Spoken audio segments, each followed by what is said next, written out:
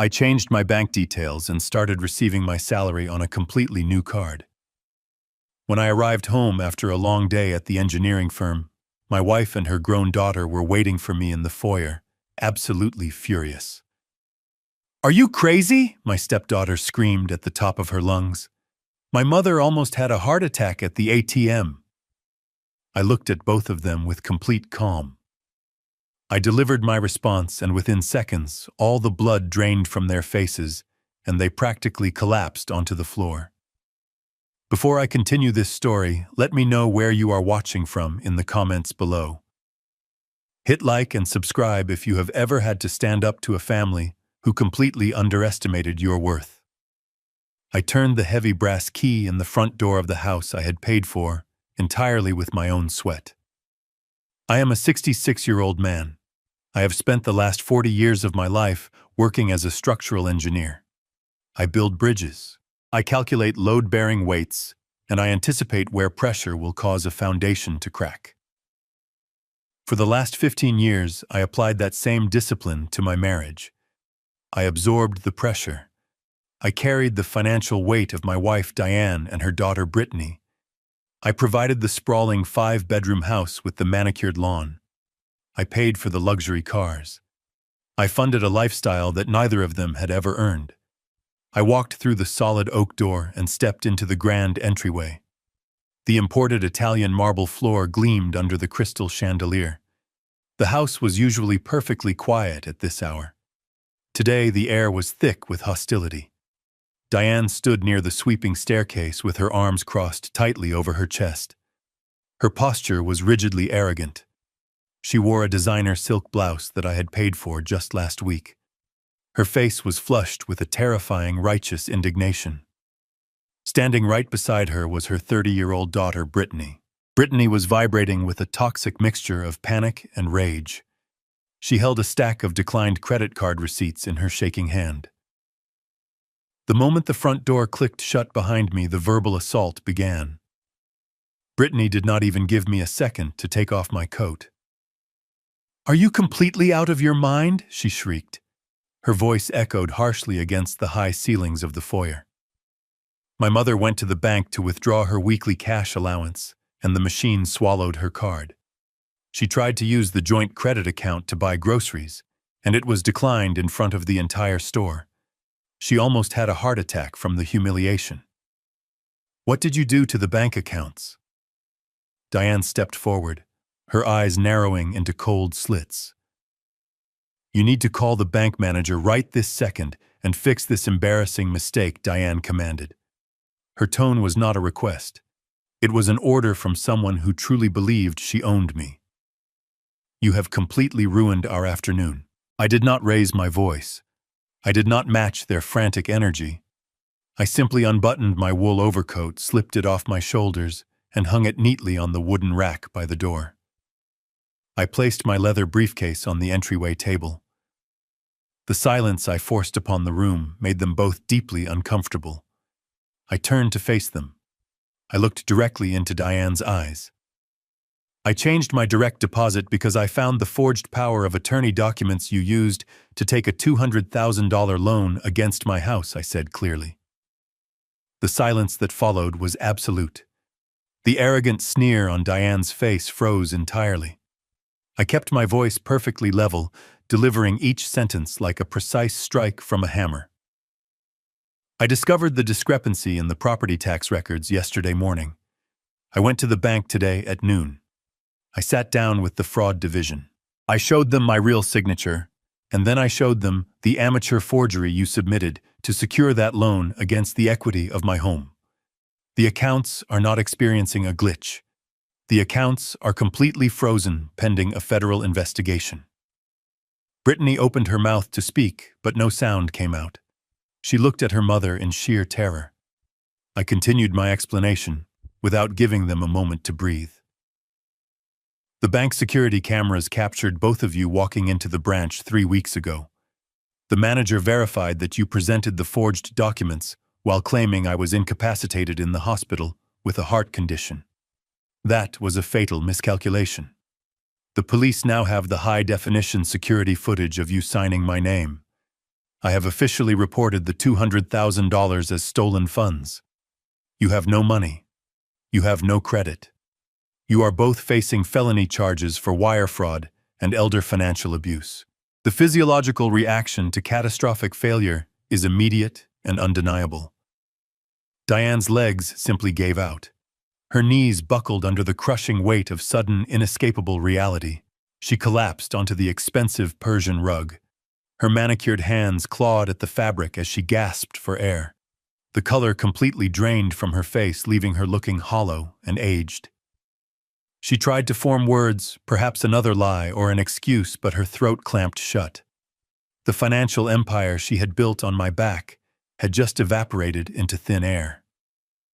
Brittany realized in that exact second that her mother could not protect her. The arrogance that usually defined Brittany vanished, replaced by the frantic, disorganized terror of a trapped animal. She dropped the useless credit card receipts onto the floor. She pulled her expensive smartphone from her purse with trembling hands and dialed a number. Todd, pick up the phone, Brittany sobbed into the receiver. Todd was her fiancé.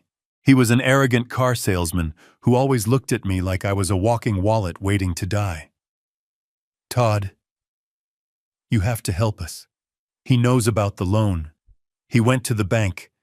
The accounts are completely frozen, and he said the police have the video.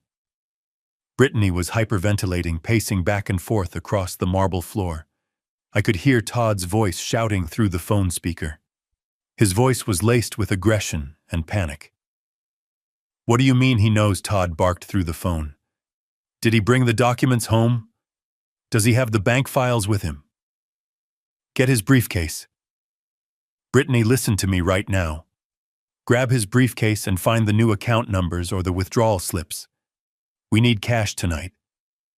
Brittany's eyes darted toward the leather briefcase resting on the entryway table. I saw the desperate calculation in her mind. She lunged for it. She actually tried to tackle me out of the way to reach my property. I simply sidestepped her clumsy attempt. I placed my hand firmly on the handle of the briefcase and pulled it back. With my other hand, I pulled my phone from my pocket and dialed 911. I put the call on speaker so they could hear every single word. Yes, operator. I need police dispatch to my residence immediately, I said calmly. I have an active robbery in progress. 2 individuals are attempting to steal financial documents from my home. Yes, they are still inside the house. The sound of the emergency operator confirming the police dispatch broke the final thread of their sanity. Diane scrambled to her feet, her designer shoes slipping awkwardly on the marble floor. She grabbed Brittany by the arm, her nails digging into her daughter's skin.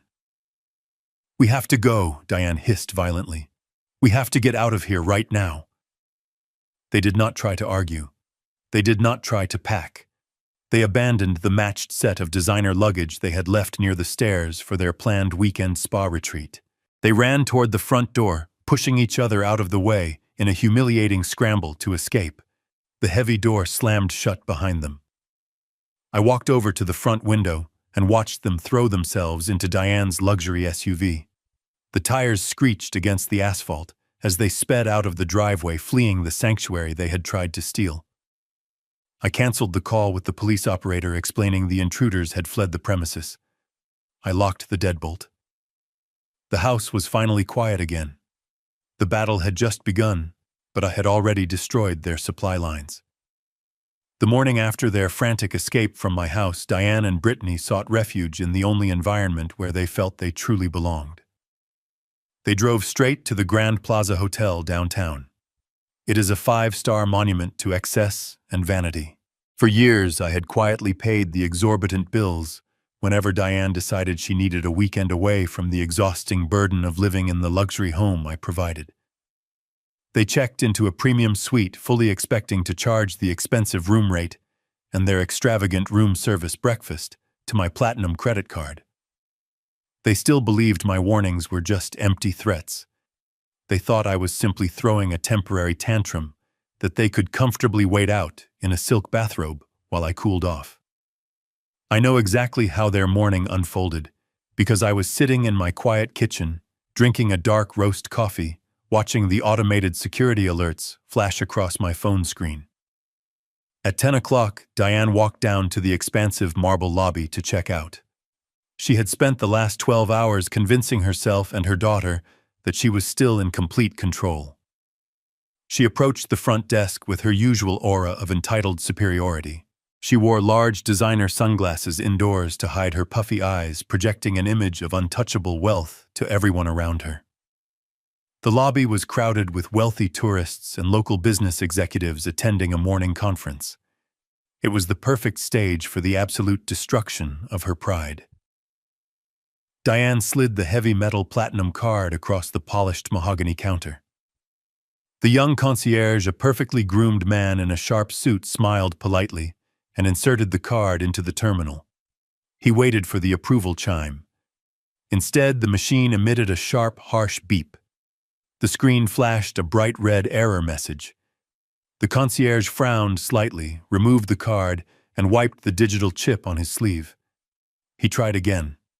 The same harsh beep echoed in the quiet space between them. Diane sighed loudly, tapping her manicured fingernails against the counter, clearly annoyed by what she assumed was the incompetence of the hotel staff. "I am sorry, madam, but this card is being declined," the concierge said.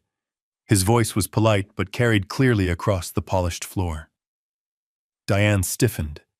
She pulled off her sunglasses, her eyes flashing with immediate anger. "That is absolutely impossible," she snapped loudly, drawing the attention of a nearby group of corporate businessmen. "Run it again right now. You are clearly doing it wrong. Do you know how much money my family spends at this establishment every single year?"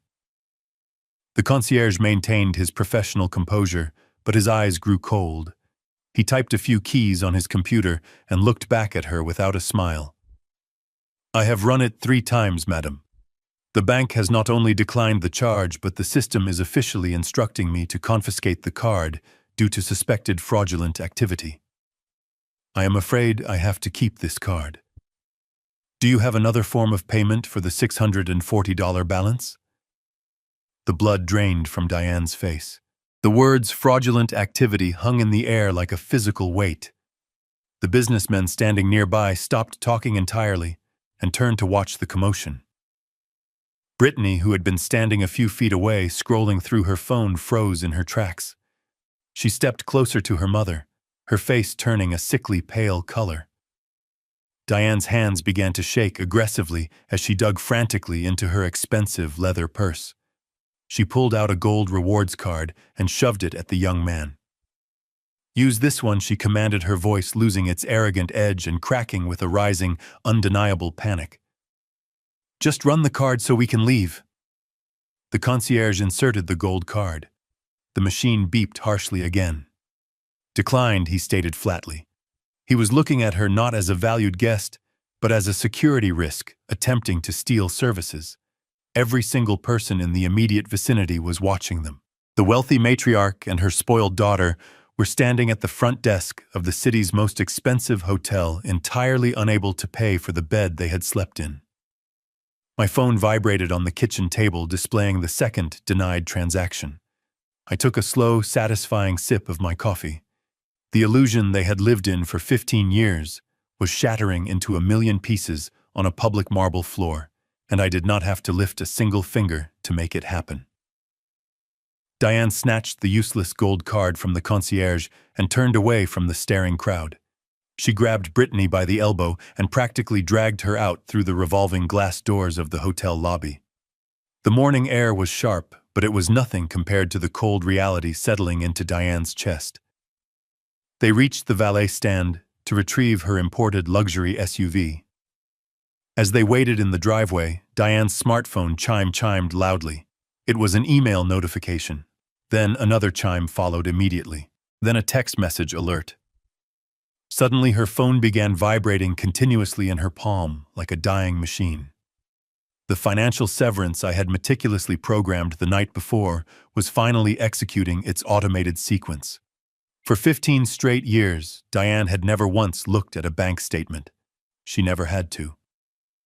When I married her, I made a solemn promise to her dying father that I would always provide for her and her young daughter. I took that oath incredibly seriously. I worked brutal 80-hour weeks at the engineering firm. I delayed my own retirement time and time again. I even ignored the severe chest pains that landed me in the hospital just last month, all just to keep the silent engine of her extravagant lifestyle running smoothly. She truly thought money simply existed as a natural law of the universe.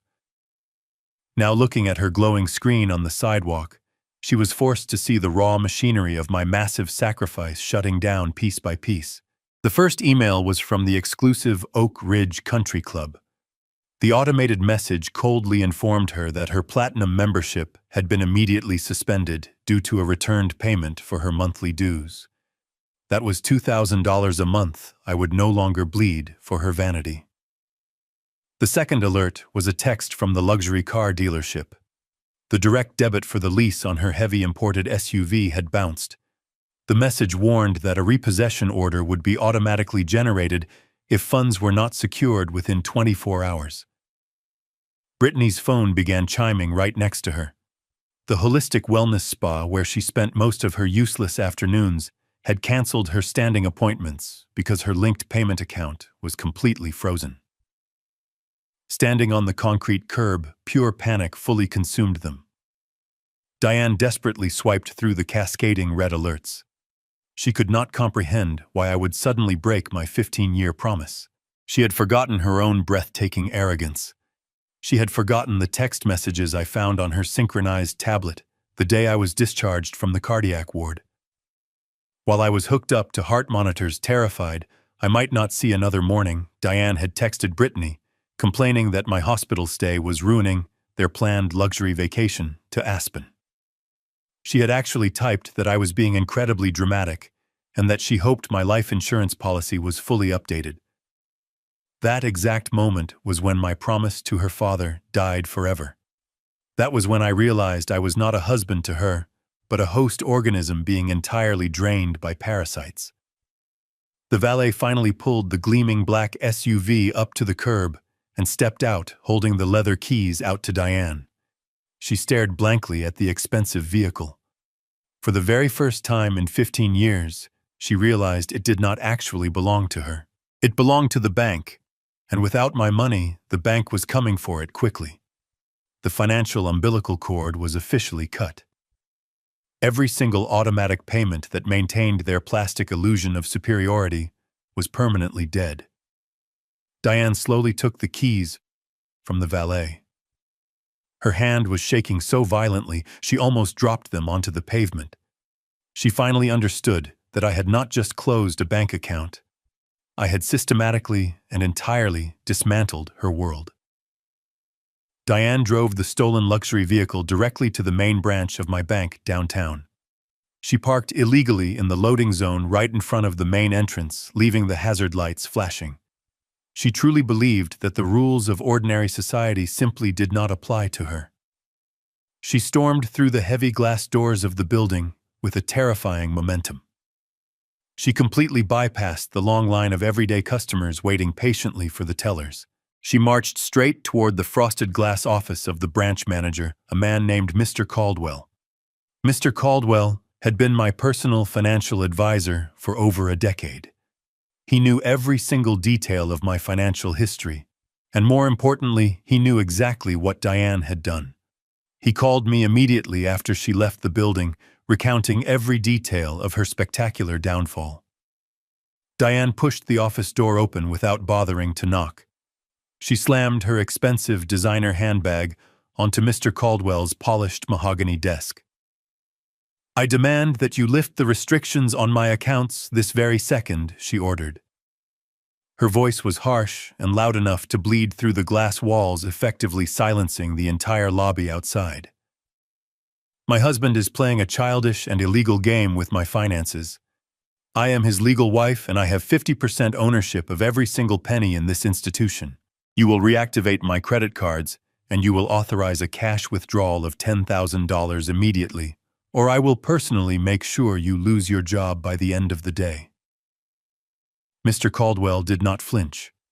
He did not quickly reach for his keyboard to accommodate her demands the way he used to, when she was backed by my wealth. He simply folded his hands neatly on top of his pristine desk. He looked at her with the polite, empty expression reserved entirely for hostile strangers. "Please lower your voice and take a seat," he said calmly. Diane refused to sit down. She stood towering over his desk, breathing heavily, trying to physically intimidate a man who now held all the absolute power. Mr. Caldwell slowly opened a thick manila folder sitting in front of him. He withdrew a single sheet of paper and turned it around so she could read the harsh black text. "I cannot authorize any withdrawals for you because you no longer have any active funds at this institution, Mr. Caldwell explained. His voice was completely devoid of sympathy. "Your husband came into my office yesterday afternoon. He presented incontrovertible video and physical evidence of criminal forgery regarding the $200,000 loan you initiated.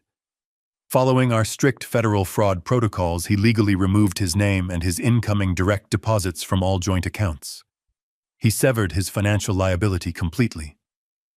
Those accounts are no longer joint. They belong solely and exclusively to you."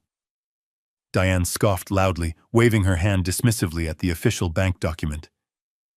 "That is completely ridiculous and legally impossible," she argued passionately.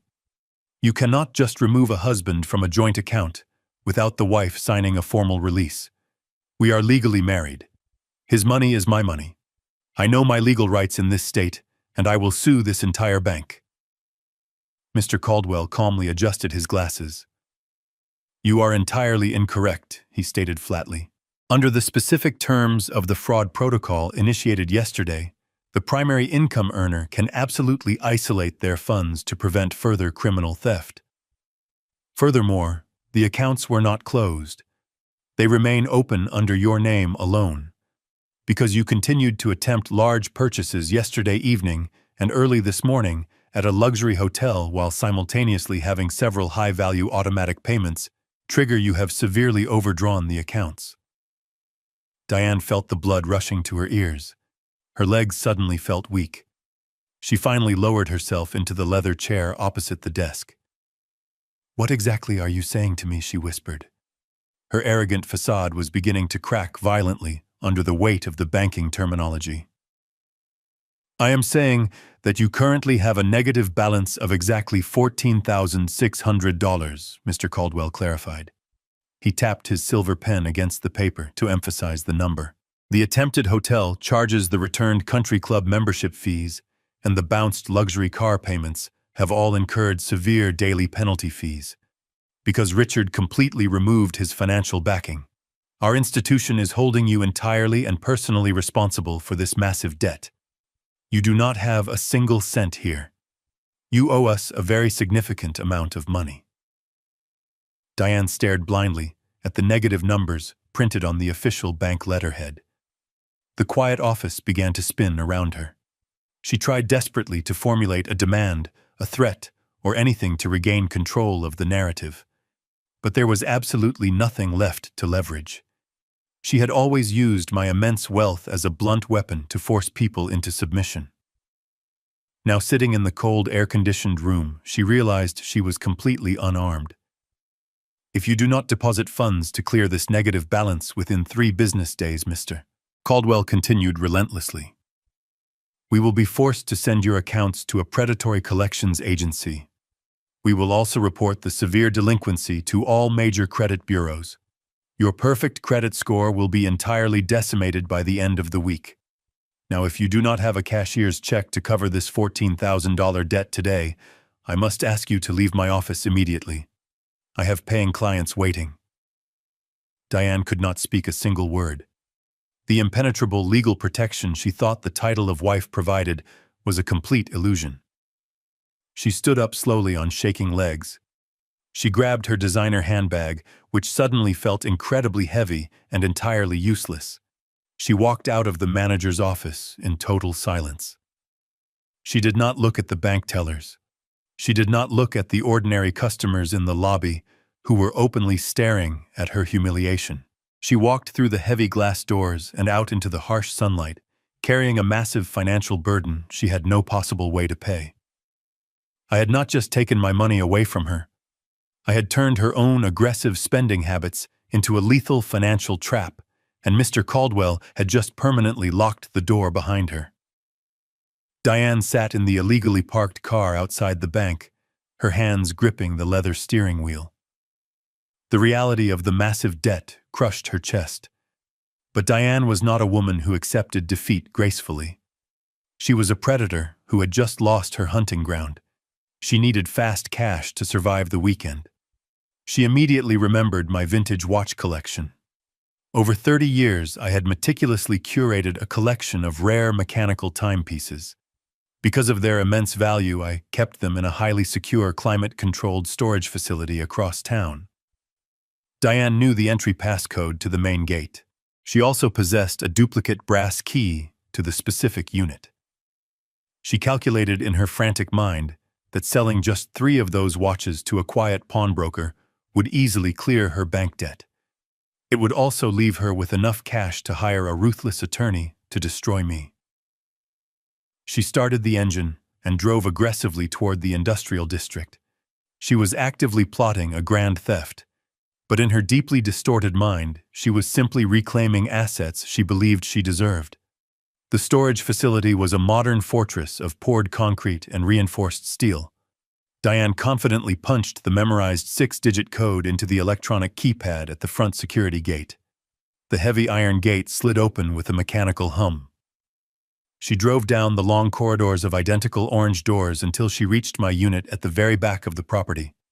She stepped out of the luxury vehicle, tightly clutching the small brass key in her hand. She walked up to the rolling metal door, a triumphant and malicious smile beginning to form on her face. She raised the key to the locking mechanism. Her smile vanished in an instant. The standard brass padlock she expected to see was entirely gone. In its place was a massive commercial-grade steel cylinder lock. It was a heavy-duty biometric mechanism that required a specialized fingerprint scan and a magnetic keycard. Her copied brass key was completely useless against it. She grabbed the heavy steel housing and rattled it violently against the door, completely consumed by frustration and rising panic. "Please step away from that unit immediately," a stern voice echoed down the long concrete corridor. Diane spun around. The facility manager, a tall man wearing a crisp security uniform, was walking swiftly toward her. He was accompanied by a large armed security guard who kept his hand resting casually near his radio. "I demand that you open this unit right now," Diane shouted, reverting instantly to her default state of arrogant entitlement. "My husband lost his access card, and I need to retrieve my personal belongings for a trip." The manager did not smile. He did not reach for a set of master keys. He stopped a few feet away from her and pulled a thick, folded document from his metal clipboard. "Mr. Dalton did not lose his access card," the manager stated firmly. "Mr. Dalton upgraded his security package to our maximum tier yesterday afternoon. He also explicitly directed us to remove your name from the authorized access registry." Diane opened her mouth to scream a threat, but the manager held up his hand to silence her. He extended the folded legal document toward her chest. Furthermore, the manager continued, his voice echoing coldly against the metal walls. "Mr. Dalton provided us with a copy of this legal injunction. A county judge signed an emergency temporary restraining order early this morning. It legally prohibits you from coming within 500 feet of Mr. Dalton, his place of employment, or any of his secured properties. This facility is a secured commercial property." Diane stared blindly at the paper in his hand. The official blue seal of the city court was stamped heavily at the bottom. She did not reach out to take it. "If you do not leave the premises in exactly 60 seconds, the manager warned, I am legally obligated to contact law enforcement and have you arrested for criminal trespassing and violating a court order." Diane looked at the impenetrable steel lock and then at the armed guard staring her down. I had anticipated her exact thought process. I knew she would try to liquidate my most valuable assets the moment the money ran out. I had built an invisible legal wall around my property before she even realized she was at war. She turned around and walked back to the car in absolute humiliating defeat. While Diane was suffering her public humiliation at the storage facility, the reality of their sudden financial ruin was violently infecting the rest of their immediate circle. Todd, the arrogant fiancé of my stepdaughter Brittany, was having a spectacularly bad afternoon. Todd was a man who measured his entire worth by the brand of his watch, the logo on his leased sports car, and the artificial status he projected to his wealthy clients at the luxury car dealership. He had proposed to Brittany entirely because he believed she was the sole heir to my substantial estate. Yesterday, he truly thought he was marrying into a lifetime of effortless millions. Today, the illusion had been shattered completely. He had been forced to pay for their squalid roadside motel room, using his own overextended high-interest credit card after they fled my house in absolute panic. He was furious. He felt utterly foolish. He decided that the only way to restore his damaged ego and secure his financial future was to confront an old man and bully him into immediate submission. My engineering firm is located in a massive high-rise building in the absolute center of the city financial district. I am the senior partner and the chief structural engineer. I park my vehicle in a private subterranean garage reserved exclusively for the executive staff. It is a quiet, dimly lit concrete cavern that echoes only with the sound of luxury engines and expensive leather shoes. Security is usually incredibly tight, designed to keep aggressive elements out. At exactly 5 o'clock in the evening, I packed up my leather briefcase, locked my office door, and took the private executive elevator down to the basement level. I was physically exhausted, but deeply satisfied with the surgical precision of the day's events. I stepped out of the elevator and walked steadily toward my designated parking space. The air was cool and smelled faintly of motor oil and damp concrete. I pressed the button on my key fob, listening for the familiar sound of my car doors unlocking. Before my hand could even reach the handle, a heavy shadow detached itself from the large concrete support pillar right next to my vehicle. It was Todd. He had somehow bypassed the external security gate, likely by aggressively tailgating another executive into the lower level before the barrier could close. He was wearing his shiny, cheap salesman suit, but his face was twisted into a terrifying mask of pure, unadulterated rage. He looked completely out of place in this environment of quiet, calculated authority. He marched directly into my personal space, practically vibrating with a toxic, aggressive energy.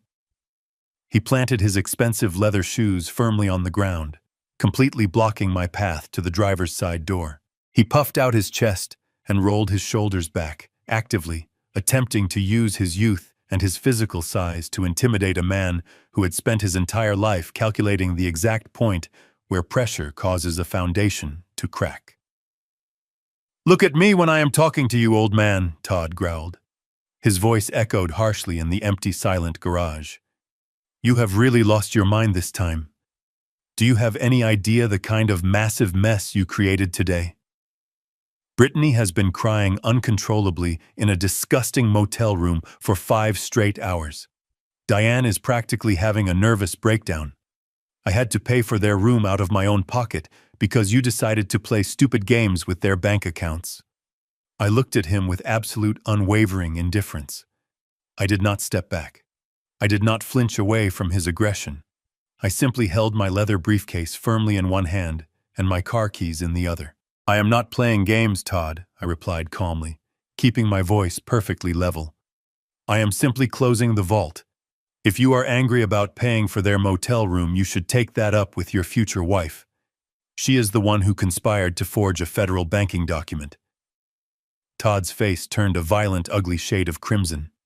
He absolutely could not handle the complete lack of fear in my eyes. He fully expected me to cower.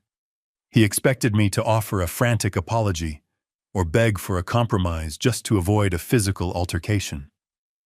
Instead, I gave him nothing but cold, absolute, undeniable facts.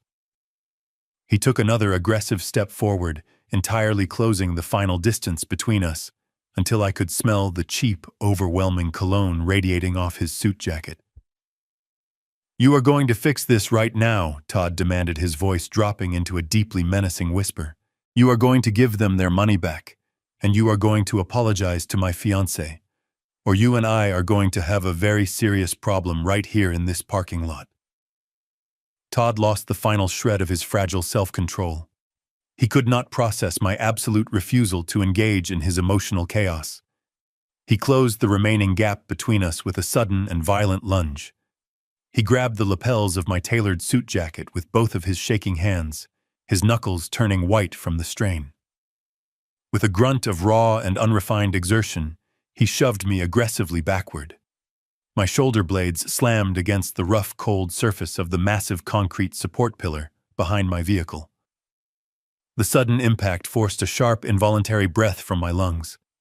My leather briefcase slipped from my fingers and hit the cement floor with a heavy, hollow thud.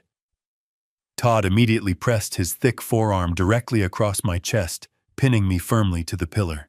He was panting heavily, his face mere inches from mine, his eyes wide with a manic, desperate energy. He expected me to struggle wildly. He expected the natural, pathetic panic of an older man being physically overpowered by a younger and stronger attacker. I gave him absolutely nothing of the sort.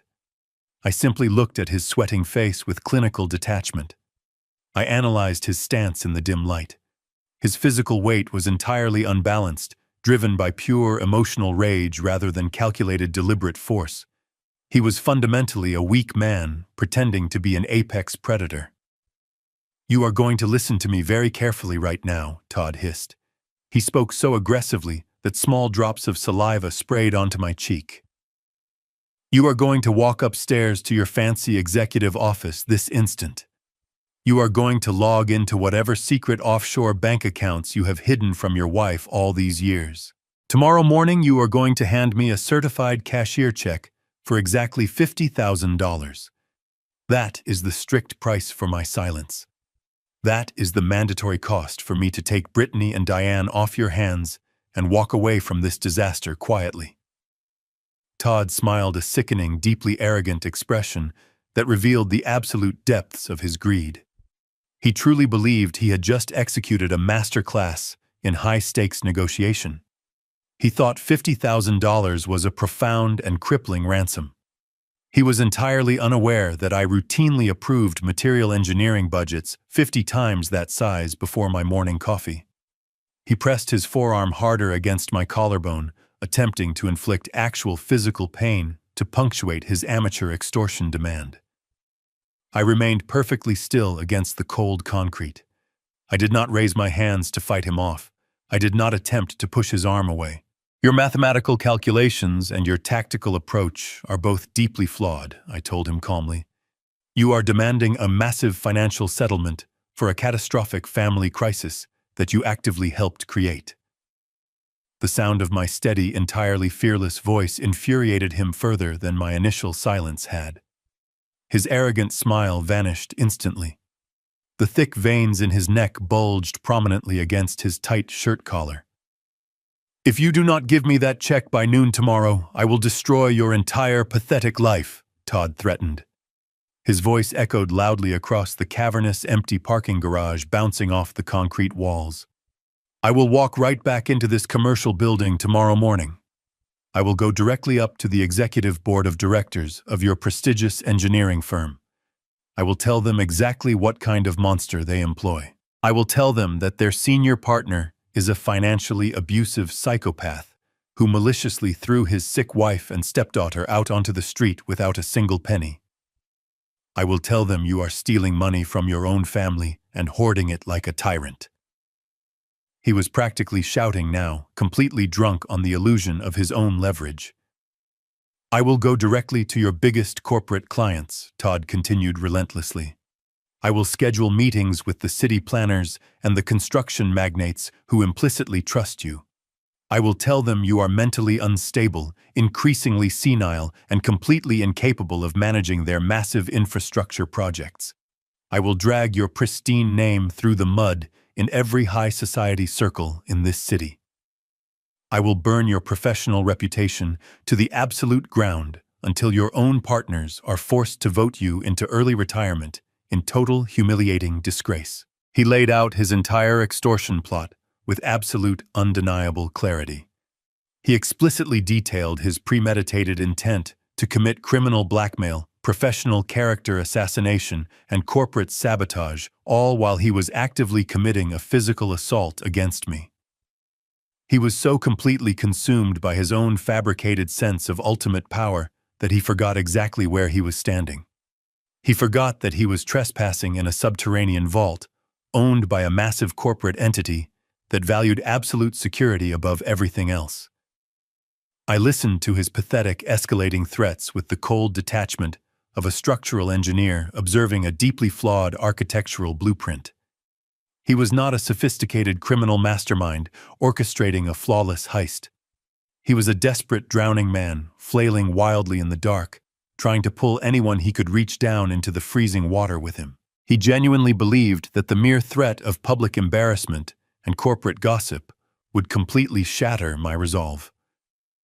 He thought a man who had spent 40 rigorous years building indestructible steel bridges would somehow crumble under the weight of a local car salesman and his petty blackmail. He loosened his physical grip on my chest, just slightly stepping back half a pace, eagerly waiting for my inevitable surrender.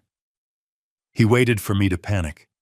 He waited for me to beg him to keep his voice down and protect my distinguished career. He waited for me to blindly agree to his extortion out of pure terror. Instead, I quietly prepared to show him exactly what happens when you attempt to demolish a solid foundation without first surveying the environment. Todd stood there breathing heavily, entirely convinced he had won. He kept his thick forearm pressed aggressively against my chest, waiting for the inevitable apology and the promise of the massive $50,000 check. In his limited experience as a manipulative car salesman, physical intimidation always yielded immediate and satisfying results. People usually crumpled when their personal space was violently invaded.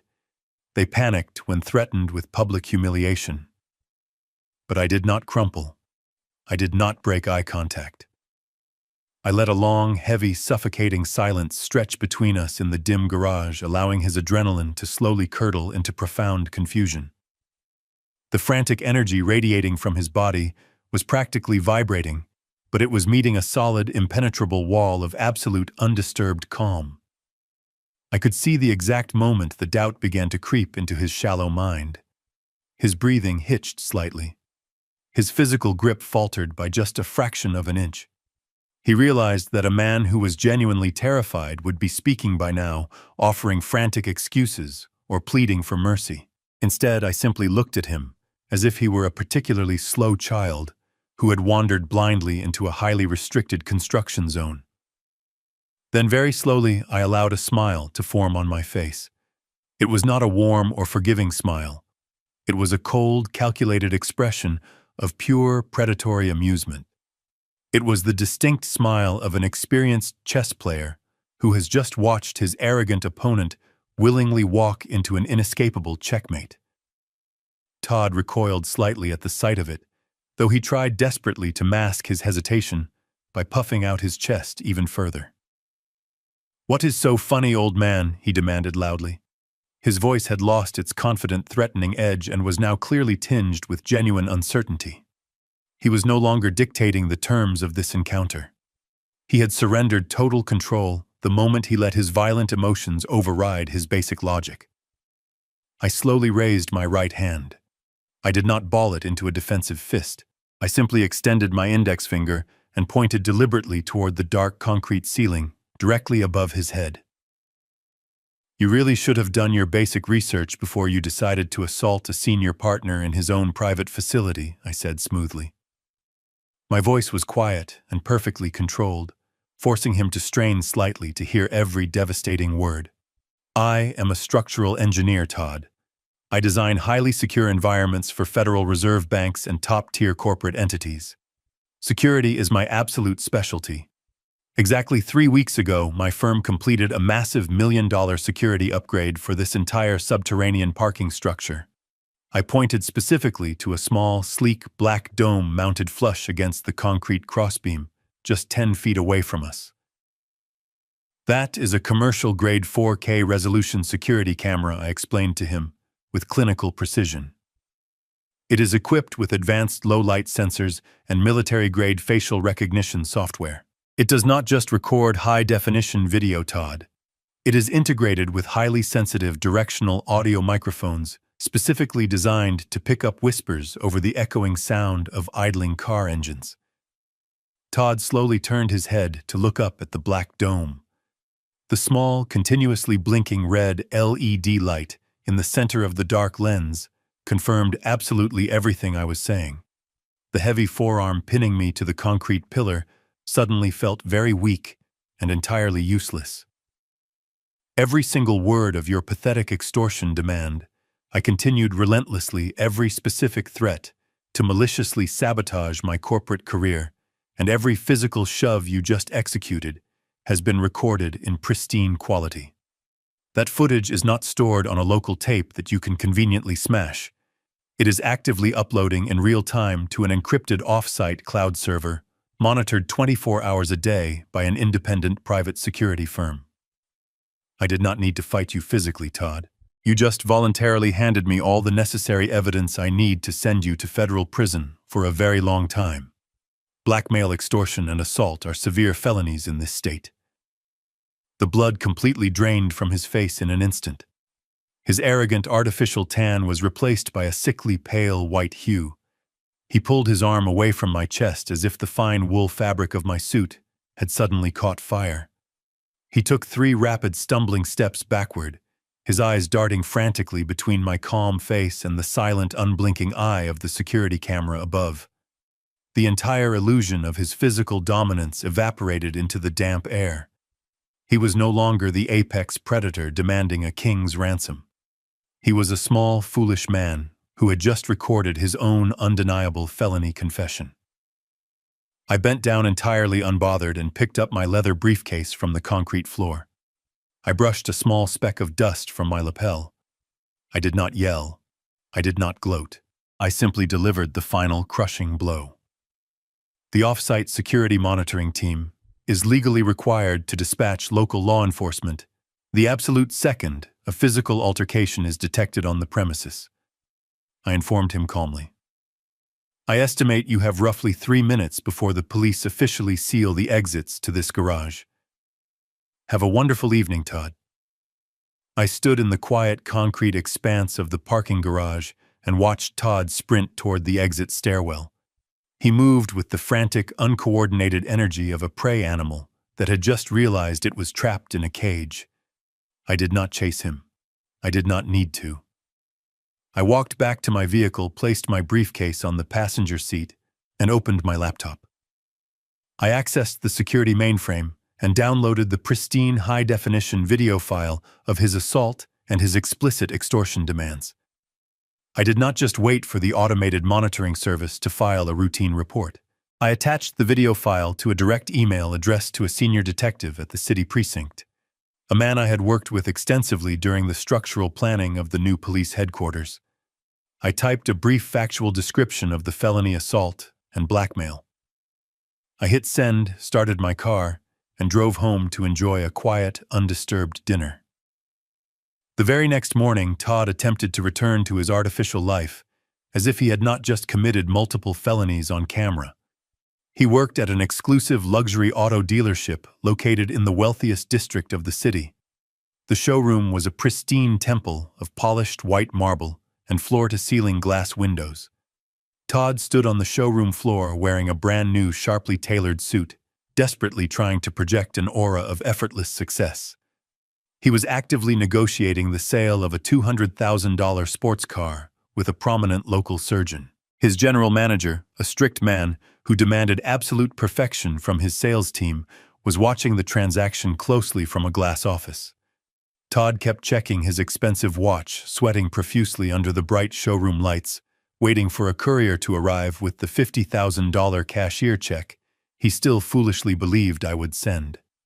At exactly 10 o'clock in the morning, the consequences of his extreme arrogance arrived.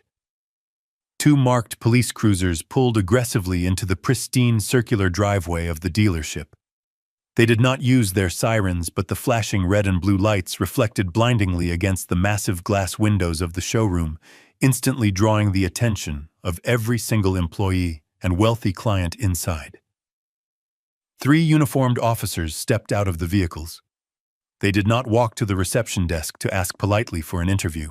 They marched directly onto the showroom floor, their heavy black boots echoing loudly against the polished marble.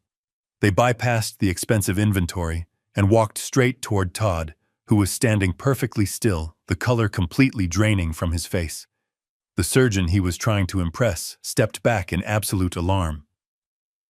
"Are you Todd Mitchell?" the lead officer asked, in a loud, commanding voice that carried across the entire silent room.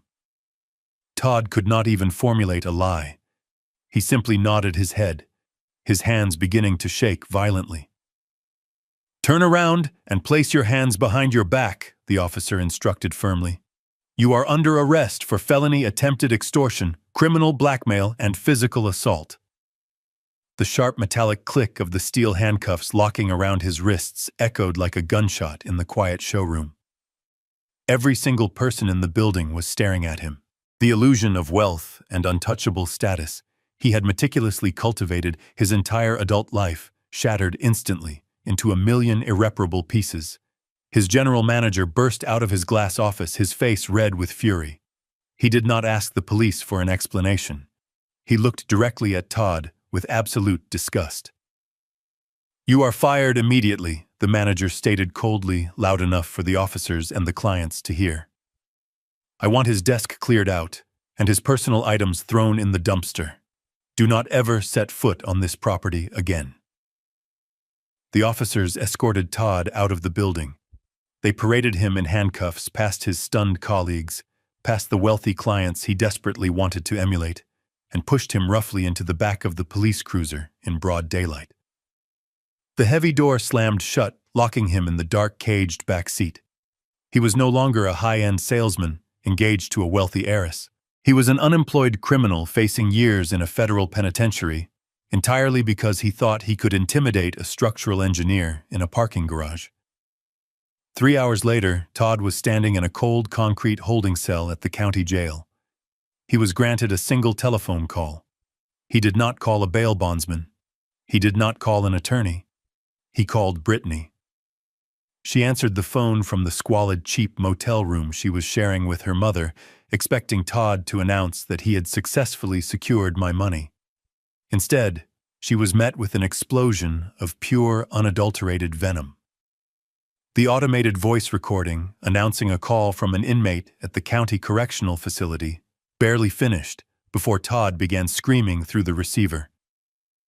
"You absolute parasite!" Todd roared into the jailhouse phone, completely ignoring the other inmates watching him. "Your entire family is a toxic disease. I am sitting in a concrete cage facing federal prison time because I tried to fix the massive disaster you and your psychotic mother created." Brittany tried to interrupt, tried to ask what had happened, but Todd did not let her speak a single word. "Do not ever contact me again," he screamed, his voice cracking with panic and raw fury.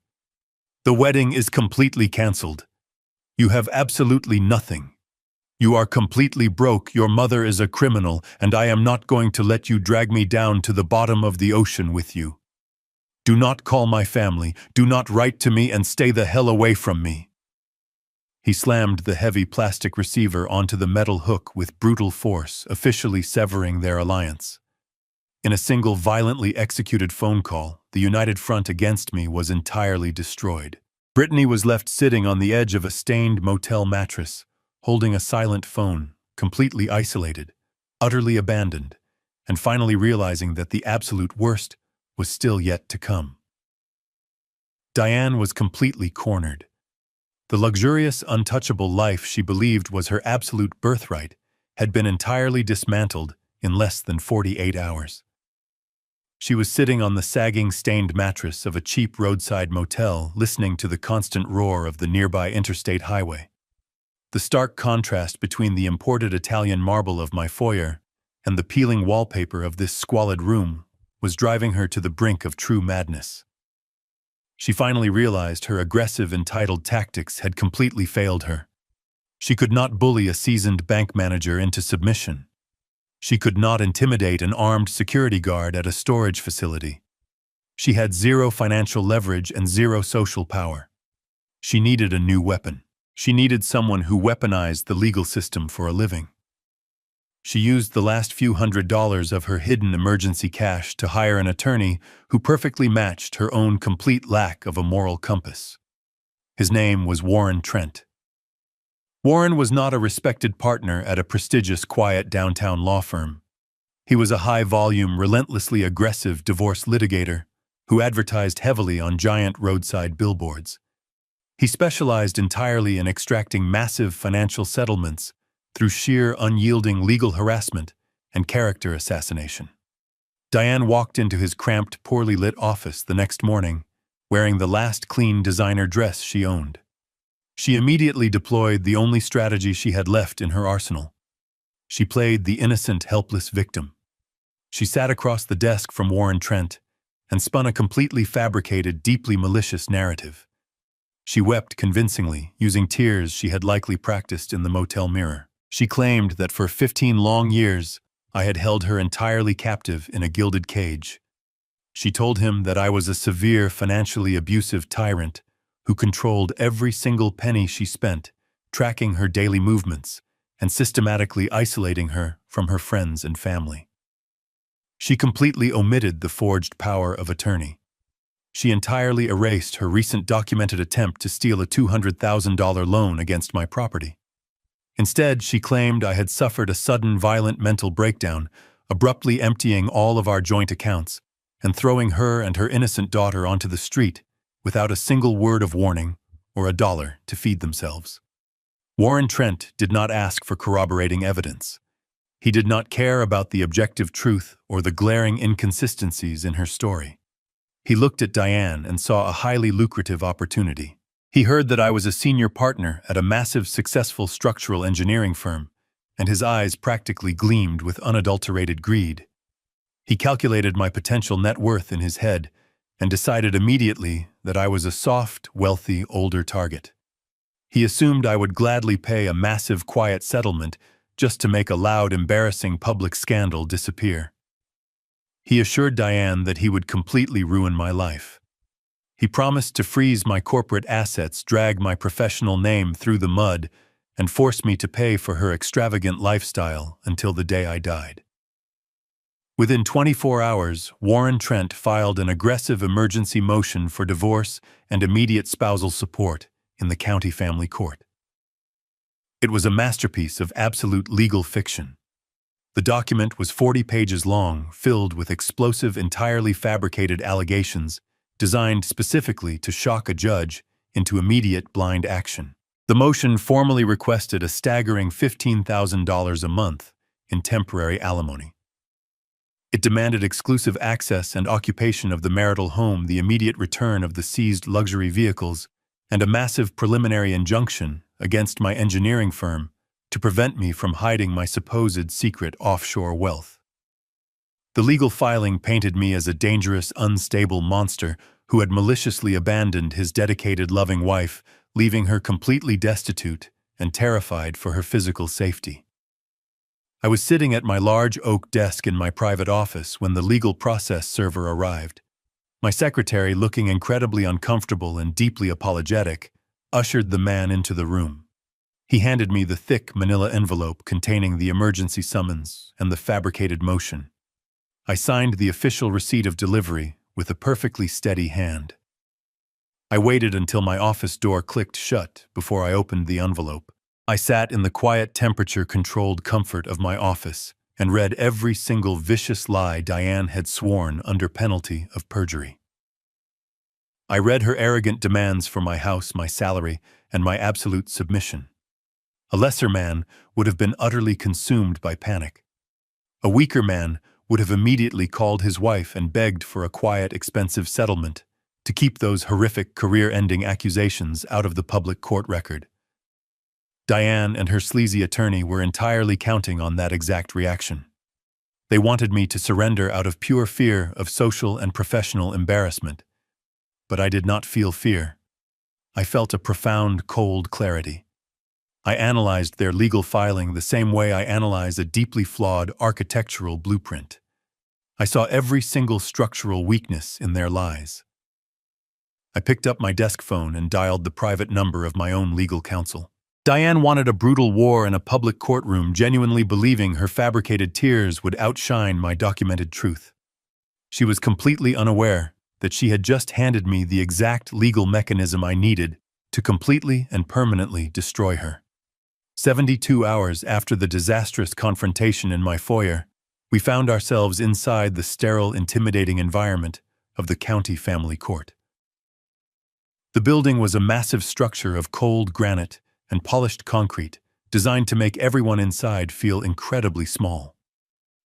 I walked through the heavy wooden double doors of courtroom number 4, alongside my personal attorney, Mitchell Bradley. Mitchell was not a loud, aggressive billboard lawyer. He was a deeply analytical corporate litigator who specialized in complex financial destruction. We wore impeccable dark-tailored suits. We carried a single heavy leather briefcase. We walked to the respondent's table in total silence and sat down. Diane was already seated at the petitioner's table across the center aisle. Her physical transformation was a masterclass in absolute manipulation. The arrogant, designer-clad woman who had tried to bully the bank manager was completely gone. She wore a plain, remarkably cheap gray cardigan over a faded blouse. She had purposefully removed all of her expensive jewelry, including the 3-carat diamond anniversary ring I had purchased for her just last year. Her hair was pulled back into a severe, messy knot. She sat with her shoulders hunched forward, clutching a crumpled tissue in her trembling hands, actively dabbing at her dry eyes. She was playing the role of the battered, terrified, destitute housewife with terrifying dedication.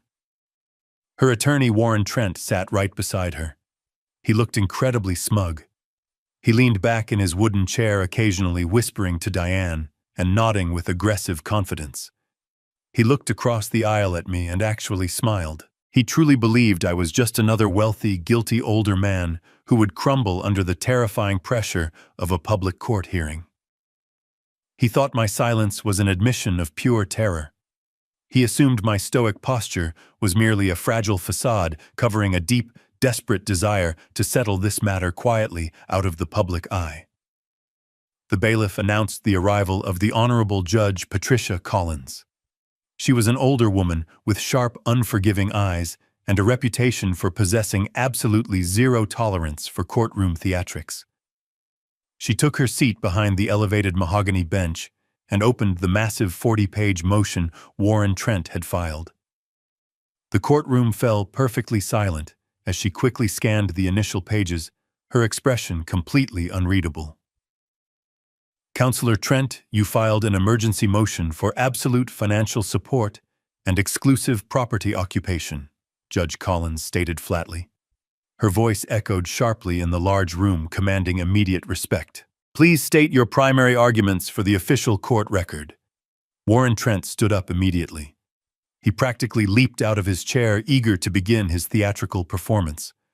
He buttoned his suit jacket and walked slowly toward the center of the room, puffing out his chest. Your Honor, we are here today to rescue a woman who has been systematically abused and maliciously abandoned, Trent began. His voice was loud, booming, and filled with manufactured righteous indignation.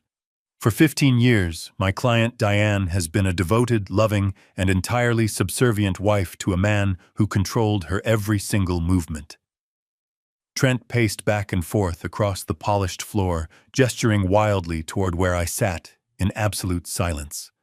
3 days ago, without any provocation whatsoever, Mr. Dalton suffered a severe, violent mental break, Trent continued relentlessly.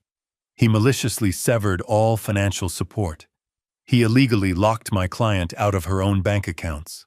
He canceled the insurance policies on her vehicles, and he actively threatened her physical safety, forcing her to flee her own marital home in pure terror. She is currently living in a dangerous, squalid roadside motel, unable to even afford basic groceries, while her husband sits on a massive, hidden corporate fortune. Diane let out a loud, pathetic sob at the exact mention of the motel. She buried her face in her hands, her shoulders shaking rhythmically. It was a spectacular, sickening display of calculated victimhood designed specifically to manipulate the emotions of the court. "Your Honor, we are demanding immediate and absolute intervention from this court," Trent declared, raising his voice to ensure his absolute dominance over the room. "We demand an emergency spousal support order in the exact amount of $15,000 per month to cover her basic living expenses and secure safe housing. Furthermore, we demand the immediate and exclusive occupation of the primary marital residence, and we request a comprehensive court-ordered freeze on all of Mr. Dalton's corporate accounts to prevent him from continuing to hide marital assets offshore. We must protect this vulnerable woman from a tyrannical, financially abusive predator before he destroys her completely." Warren Trent finished his bombastic speech and returned to his table looking incredibly satisfied with himself. He patted Diane gently on the shoulder, playing the role of the ultimate noble protector. He had painted a horrific, vivid picture for the judge. He had successfully delivered every single lie Diane had fed him, demanding my absolute financial ruin based entirely on a fabricated narrative of cruelty. He sat down and looked across the aisle at my lawyer, fully expecting Mitchell Bradley to stand up and frantically object, or beg the judge for a brief recess to discuss a quiet financial settlement. I did not panic. I did not glare at Diane. I simply turned my head and looked at Mitchell. He was perfectly calm. He rested his hands lightly on the polished wooden table. He did not object to a single word Warren Trent had said. He had let the man speak entirely uninterrupted, allowing him to put every single malicious lie directly onto the official, permanent court record. The trap was now fully constructed, and Trent had just enthusiastically locked the steel door from the inside. The echo of Warren Trent and his ridiculous demands faded into the high ceilings of the courtroom. Judge Collins turned her sharp, uncompromising gaze to our table, fully expecting a frantic and highly emotional rebuttal. She expected me to defend my honor, or vehemently deny the horrific allegations of abuse. Mitchell Bradley did not jump to his feet. He took his absolute time. He slowly closed his silver fountain pen, placed it perfectly parallel to his yellow legal pad, and stood up with the quiet, terrifying grace of an apex predator. He did not pace around the room. He stood firmly behind his heavy wooden chair, radiating an aura of absolute corporate authority. "Your Honor," Mitchell began, his voice completely devoid of theatrical emotion. "We have thoroughly reviewed the emergency motion filed by the petitioner. We do not object to the dissolution of this marriage. In fact, Mr. Dalton enthusiastically welcomes the immediate termination of all legal ties to this woman. We fully agree that a divorce is the only appropriate and necessary remedy for this disastrous situation." The entire courtroom seemed to collectively hold its breath. Diane snapped her head up violently, dropping her crumpled tissue directly into her lap. Her manufactured tears vanished instantly, replaced by genuine, unadulterated shock. She had heavily relied on my deeply ingrained sense of traditional duty. She truly believed I would fight desperately to maintain the public facade of our family, just as I had done for 15 exhausting years. Warren Trent practically choked on his own breath. He gripped the edge of his table, his arrogant, predatory smile completely wiped from his sweating face. He had expected a highly lucrative, drawn-out negotiation process. He did not expect total, immediate capitulation to the divorce itself. Judge Collins leaned forward, her interest clearly piqued by our complete lack of resistance. She peered over her wire-rimmed reading glasses at Mitchell. "If you are stipulating to the divorce counselor," she stated slowly, "are you also stipulating to the temporary spousal support and the exclusive occupation of the primary residence?" "Absolutely not, Your Honor," Mitchell replied smoothly.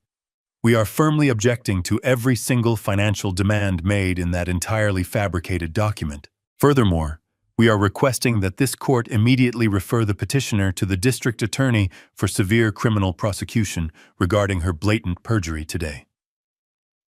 Mitchell reached down and unlatched the heavy brass locks of his leather briefcase. The sharp metallic clicks echoed loudly in the painfully quiet room. He reached inside and pulled out a massive, professionally bound document. It was 400 pages of high-gloss paper, meticulously organized with colored tabs and held together by thick metal rings. He did not hand it to a junior bailiff.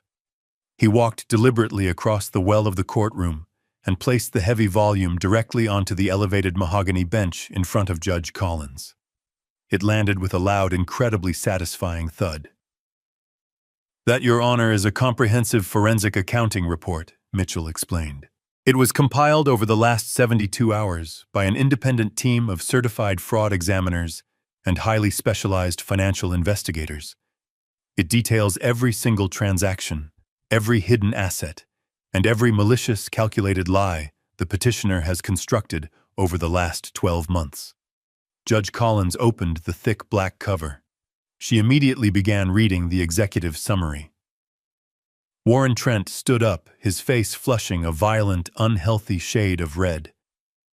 "Your Honor, I vehemently object to this ambush," Trent stammered loudly, his confident posture completely shattered. "We have not been provided a copy of this supposed evidence. It is highly prejudicial to introduce this massive document without prior discovery." Mitchell did not even look at him. He simply reached into his briefcase again, pulled out an identical 400-page copy, and dropped it heavily onto Trent's table. It landed mere inches from Diane's trembling hands.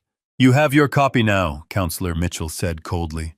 "I strongly suggest you read it very carefully before you decide to speak again on behalf of your client." Judge Collins ignored Trent entirely. Her eyes were darting rapidly across the printed pages, her judicial expression hardening into pure ice with every passing second.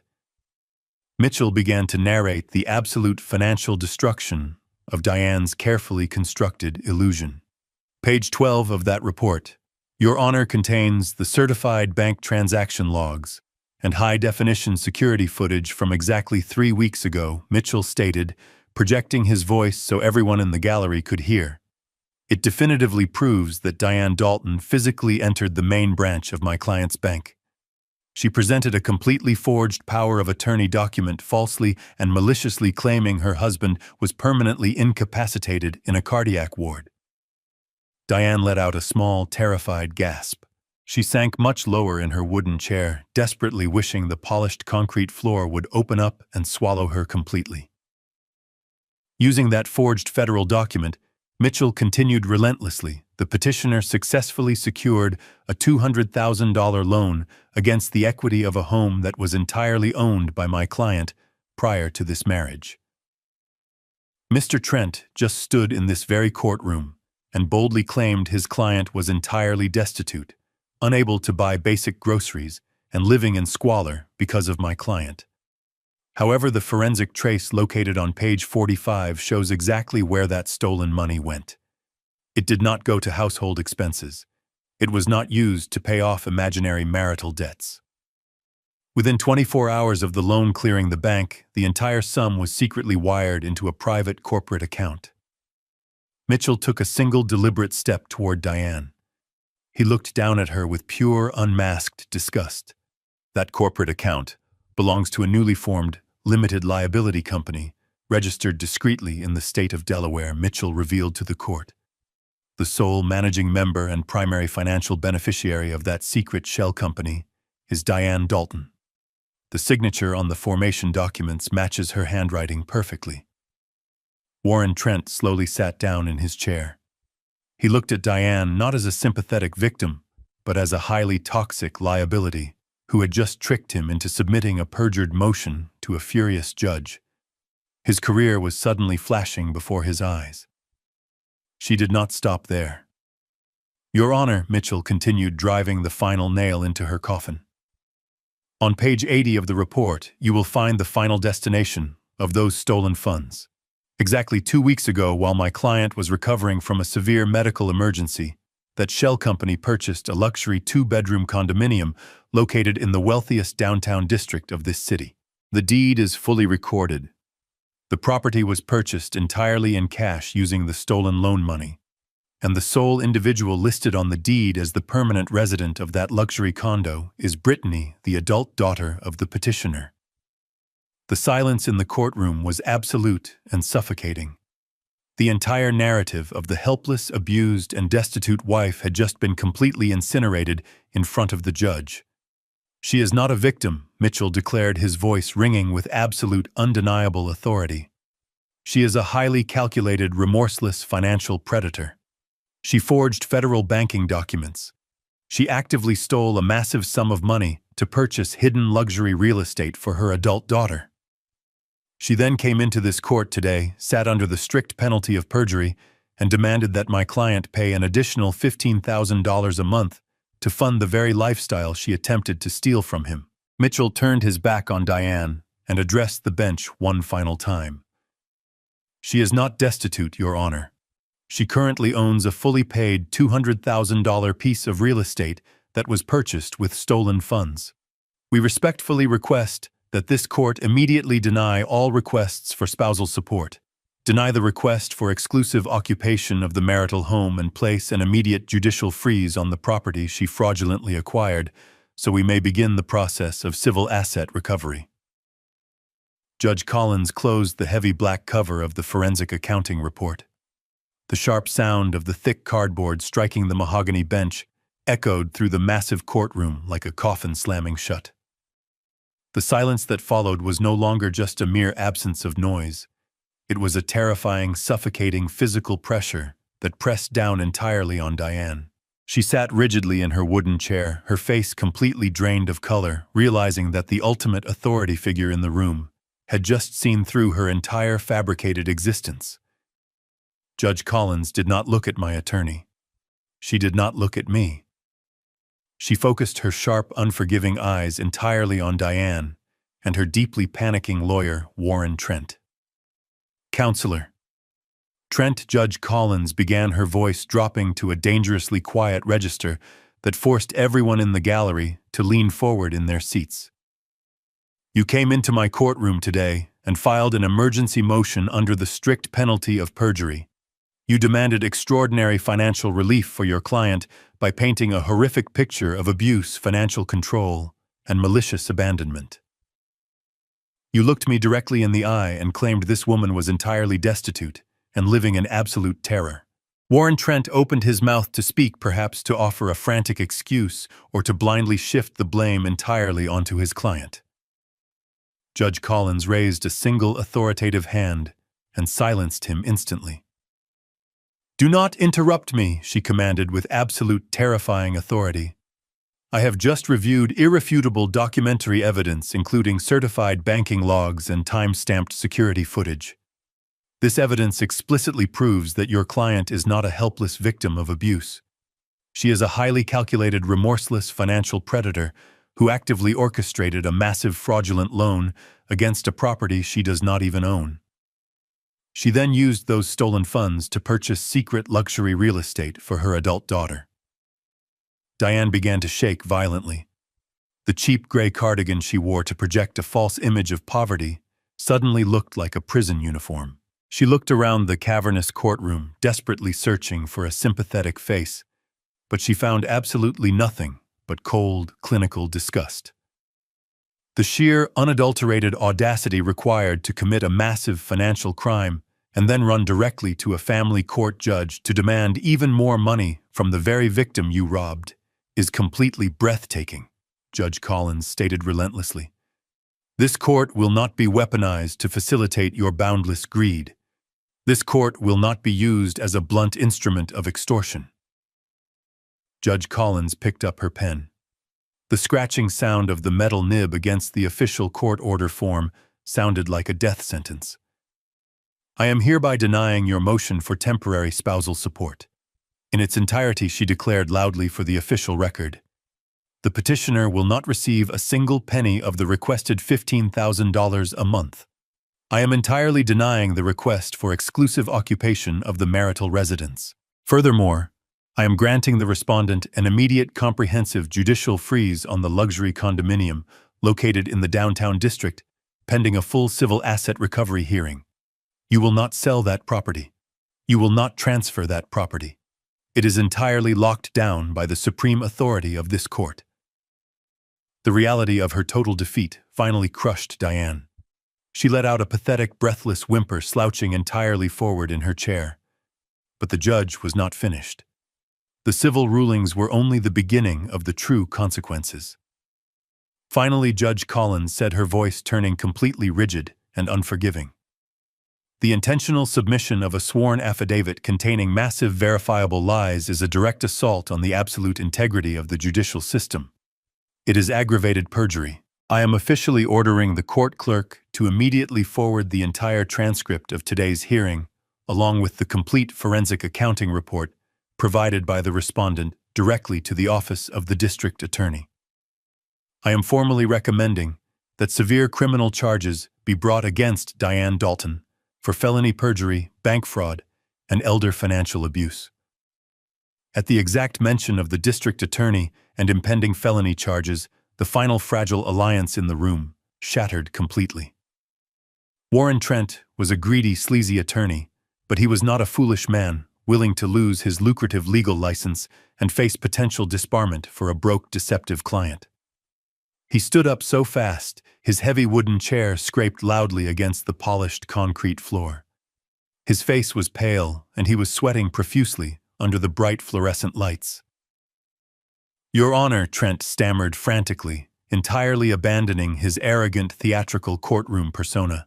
"I must respectfully and immediately request to withdraw as counsel of record for the petitioner.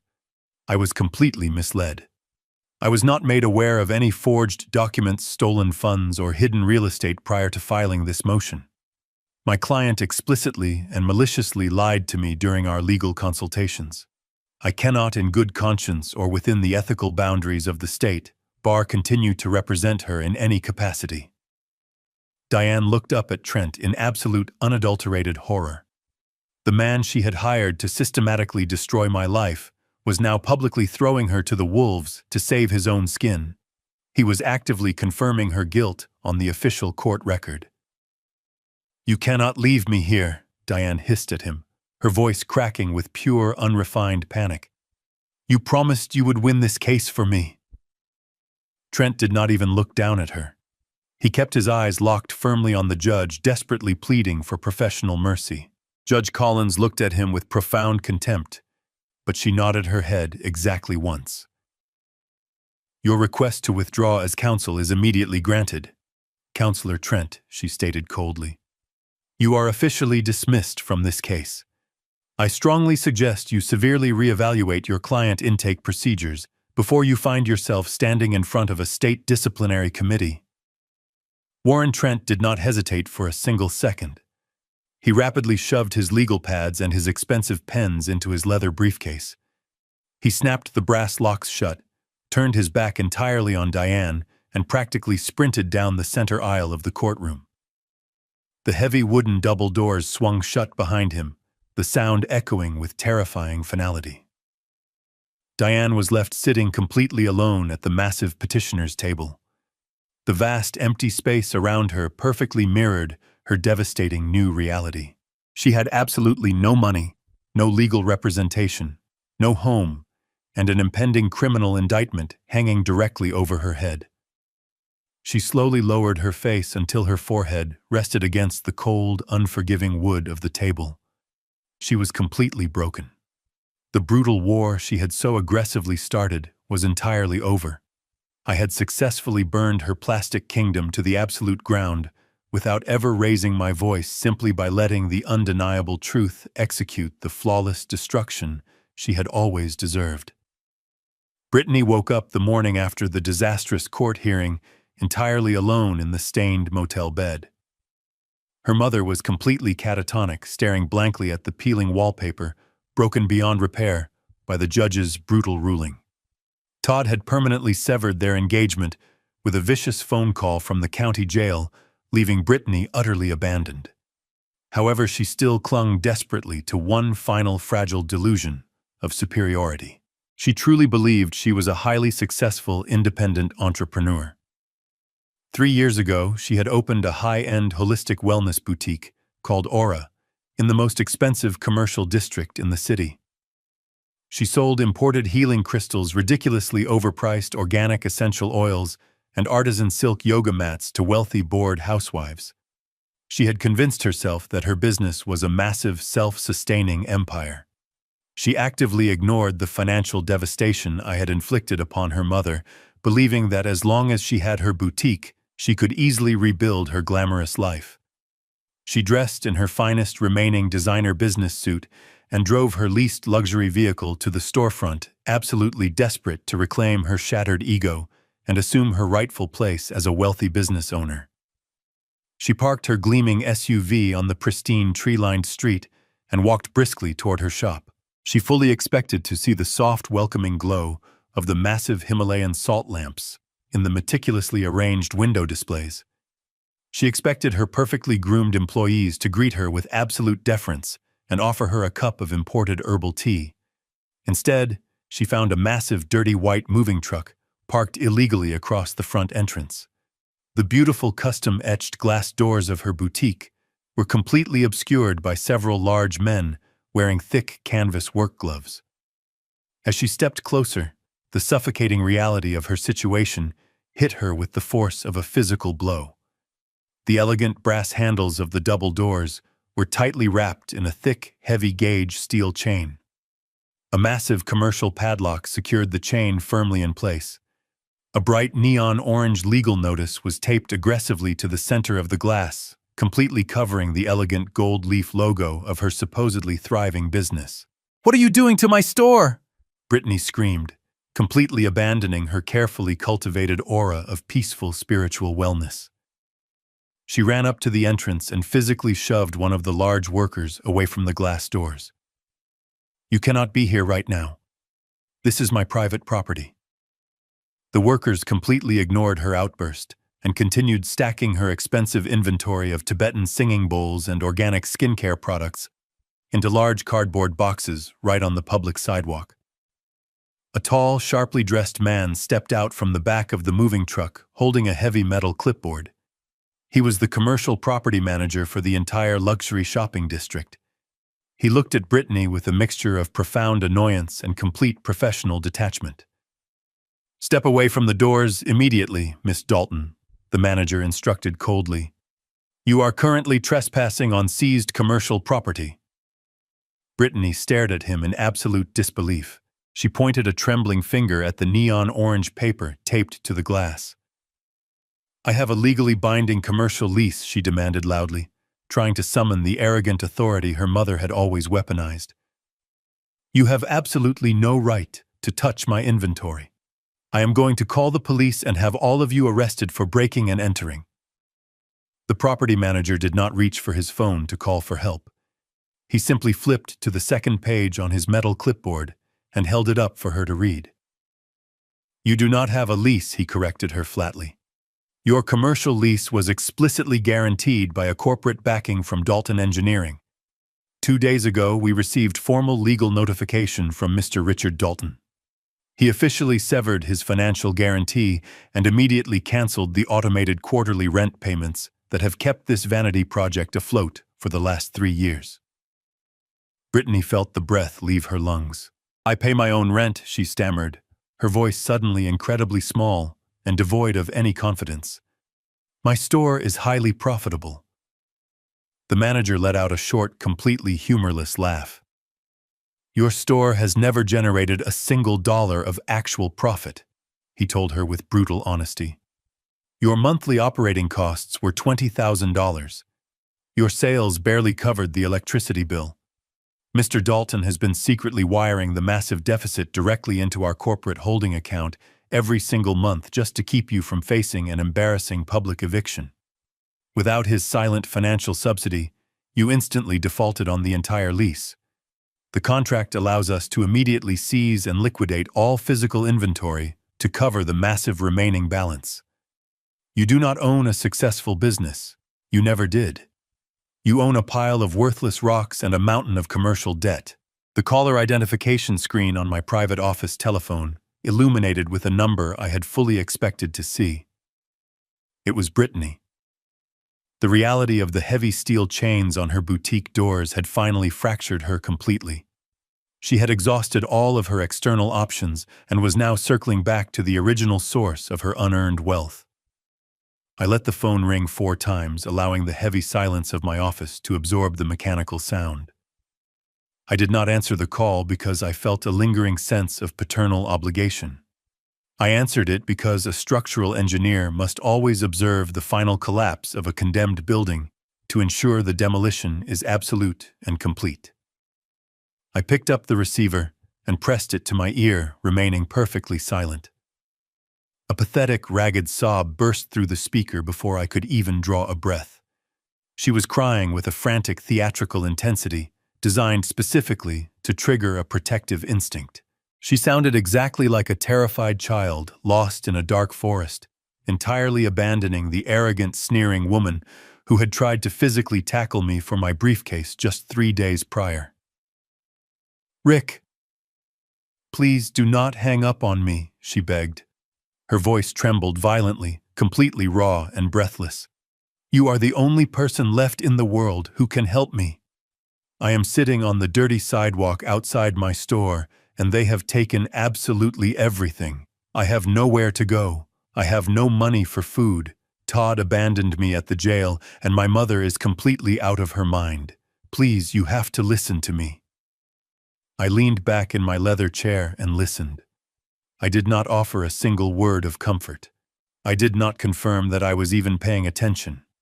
My absolute silence forced her to escalate her performance. She immediately pivoted to the core strategy of her emotional manipulation. She executed a flawless, ruthless betrayal of her own mother in a desperate bid for self-preservation. "I did not know anything about the forged bank documents," Brittany cried out, her voice rising in pitched desperation.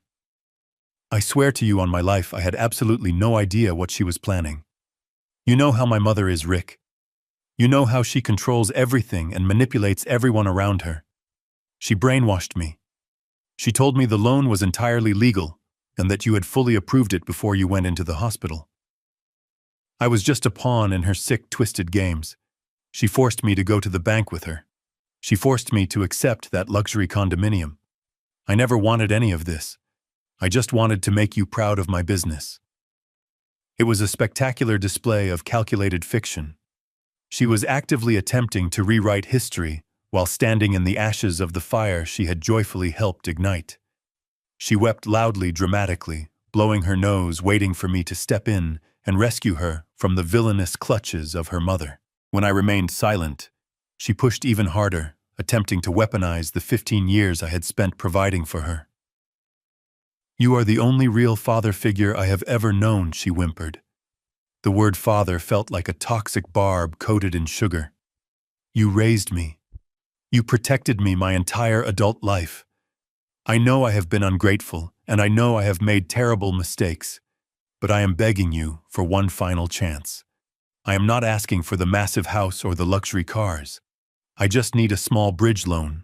I just need exactly $50,000 to satisfy the commercial landlord, remove the chains from my store, and rent a tiny safe apartment far away from my mother. I will work day and night to pay you back every single penny with interest. I will go to therapy. I will be the daughter you always deserved. Please, Rick. Please do not let me die out here on the street. I love you." The sheer audacity of her request was truly breathtaking. She had actively conspired to dump me in a substandard nursing home to steal my estate, and now she was asking for a $50,000 reward for her failure. She spoke the words, "I love you," not as a profound declaration of human connection, but as a transactional currency she hoped to exchange for immediate cash. I noted the specific intonations she used to simulate genuine remorse. She deliberately lowered the pitch of her voice to sound smaller, more fragile, completely erasing the sharp, demanding tone she used when she felt secure in her wealth. She repeatedly used my first name to manufacture a false sense of intimacy, a psychological tactic designed to break down my defensive boundaries. She painted a vivid, horrifying picture of her physical surroundings, emphasizing the dirt on the sidewalk and the cold wind directly contrasting it with the warmth and safety I had always provided. She wanted me to feel a crushing, unbearable guilt for her current physical discomfort. She wanted me to believe that my refusal to fund her vanity project was an act of profound, unnatural cruelty. She was entirely blind to the fact that her current suffering was simply the natural, unavoidable consequence of her own malicious greed. I listened to the rhythmic, hyperventilating sounds of her manufactured panic. I analyzed the precise cadence of her lies. I felt absolutely no anger. I felt no sorrow. I felt only the profound, icy clarity of a man who has finally recognized a parasite for exactly what it is. She paused her frantic sobbing, holding her breath, waiting desperately for the sound of my voice. She expected me to sigh heavily. She expected me to offer a gruff but ultimately forgiving compromise. She expected the infinite well of my previous generosity to miraculously produce one final life-saving drop. Brittany finally stopped talking to catch her breath. She waited in the heavy silence for my inevitable surrender. She fully expected me to crumble under the crushing weight of her manufactured sorrow. I did not sigh heavily. I did not offer a single word of paternal comfort. I simply reached forward and moved my computer mouse to wake up the large monitor on my desk. I clicked on a specific audio file I had saved directly to my desktop 2 days ago. I turned the volume on my external speakers all the way up to their maximum capacity. I brought the telephone receiver very close to the speaker mesh. "You left your expensive tablet synchronized to the primary home network," I told her calmly. My voice was completely devoid of any warmth or sympathy. "You have always been incredibly careless with technology when you assumed someone else was paying the data bill. That tablet automatically backed up every single voice memo and recorded conversation to my central private server. You claim you were an entirely innocent victim of your mother. You claim you knew absolutely nothing about the forged documents or the malicious plan to steal my assets. You just begged me for $50,000 while swearing on your very life that you love me. I want you to listen to something very carefully before you ever try to speak to me again." I pressed the spacebar on my keyboard. The crisp, high-definition audio filled my quiet office and traveled directly through the phone line into her ear. The recording was captured exactly 3 weeks ago. It was the exact same day I was lying in a hospital bed, hooked up to a cardiac monitor, genuinely wondering if my failing heart was going to simply stop beating. The first voice on the recording was Diane. She sounded incredibly bored and deeply annoyed by the terrible inconvenience of my medical emergency. She complained loudly that the hospital smelled like bleach and that my prolonged illness was completely ruining her planned luxury vacation schedule. Then the second voice spoke. It was not the voice of a brainwashed innocent victim desperately trying to defend her stepfather. It was Brittany. Her recorded voice was sharp, wildly arrogant, and dripping with malicious, cold-blooded calculation. Brittany on the recording told her mother not to worry about the vacation at all. She said my severe heart condition was actually a massive financial opportunity for them. She explicitly laid out the legal strategy to declare me mentally and physically incompetent. She told Diane they needed to move fast before I recovered enough to check my bank statements or contact my attorney. Brittany actively suggested using the forged power of attorney document. She was the one who engineered the entire scheme to extract the $200,000 and hide it in a secret real estate purchase.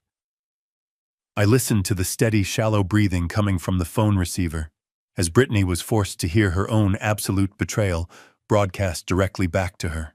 But the recording was not finished. It reached the most devastating and cruel part of their conversation. Diane asked what they should do with me if I actually survived the hospital stay, but required expensive long-term care. The recorded version of Brittany let out a cruel, deeply dismissive laugh. She told her mother to just put me in the absolute cheapest state-run nursing home they could possibly find in the county. She explicitly stated that they could not afford to waste the estate money on private medical care for a dying man. She said they needed to preserve the maximum amount of cash for their own future shopping trips and business ventures. She called me a completely useless financial burden who had outlived his purpose. I pressed the spacebar again to stop the playback. The sudden heavy silence in my office was deafening. I brought the telephone receiver back to my ear. I could hear the faint sound of the city traffic passing behind her on the dirty sidewalk, but Brittany did not say a single word. Her loud, manufactured tears had vanished completely. Her elaborate, desperate lie was entirely incinerated by the undeniable truth of her own recorded voice. There was absolutely no defense she could mount against her own words. She could not blame her mother for manipulating her. She could not claim ignorance of the financial crimes. She was the primary architect of my intended demise. She had plotted to throw me away like garbage the second she thought my body was failing. "You are not a victim," I told her, keeping my voice perfectly level and completely devoid of any emotion.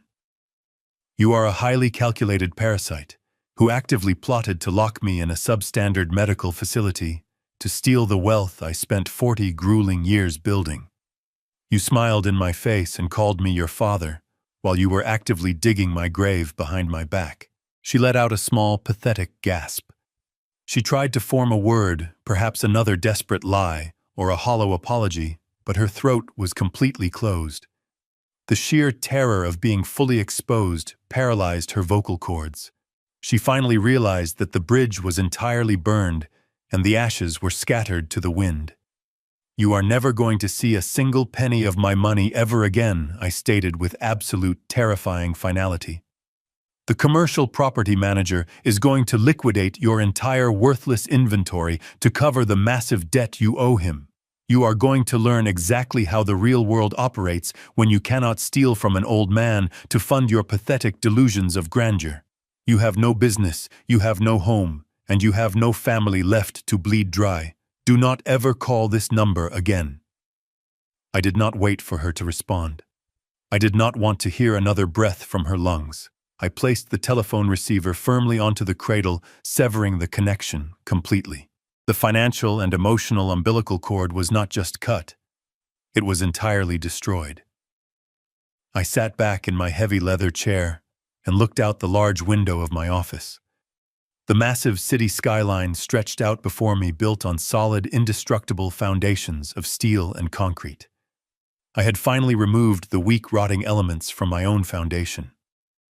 My life was completely secure, and she was left exactly where she belonged. The silence in my office was profound and deeply satisfying after I disconnected the call. I had successfully dismantled the final pillar of Brittany's manufactured reality. She had always relied on a safety net, woven entirely from my labor. Now she was in a permanent freefall. But the consequences of her greed were not finished cascading. The destruction of her boutique was merely the afternoon preview of her absolute ruin. The true and final stripping of her status arrived exactly at midnight. Todd, in his furious panic from the county jail cell, had officially called his credit card company.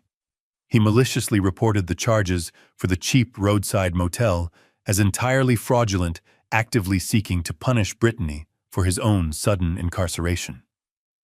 The motel manager was a large, unsympathetic man who possessed absolutely zero tolerance for declined payments or domestic drama. At 11:30 at night, he marched down the exterior concrete walkway and pounded his heavy fist against the flimsy door of their room. Diane and Brittany were huddled inside, completely paralyzed by the sheer volume of their catastrophic failures. The manager did not politely ask for a new form of payment. He loudly informed them that the initial credit card authorization had been violently revoked by the primary cardholder. He demanded they vacate the premises within 10 minutes, or he would physically drag them out onto the highway and call the local sheriff for severe criminal trespassing. They had no money to argue. They had no powerful attorney left to threaten him with a frivolous lawsuit. Diane and Brittany hurriedly gathered the few wrinkled garments they had managed to throw into their bags when they fled my house 3 days ago. They walked out of the dingy motel room in total public disgrace, the heavy door slamming and locking securely behind them. Their only remaining sanctuary was Brittany's pristine imported luxury SUV parked under a flickering yellow street lamp in the desolate parking lot. It was a massive leather-lined fortress of German engineering, completely out of place against the backdrop of the decaying motel and the cracked asphalt. They climbed inside the freezing vehicle, locking the heavy doors, desperately planning to sleep in the reclining heated seats until the morning sun offered them a new delusion. They genuinely believed the vehicle was their absolute, undeniable property. They had completely forgotten the ruthless efficiency of modern corporate banking. When I executed my silent financial severance, I did not just cancel the payments for Diane's car, I also permanently canceled the massive secret monthly direct debit for Brittany's luxury lease. The banking institution that technically owned her vehicle did not send polite reminder letters for high-risk, high-value assets when the primary guarantor vanished. They utilized advanced global positioning systems installed directly into the vehicle's dashboard.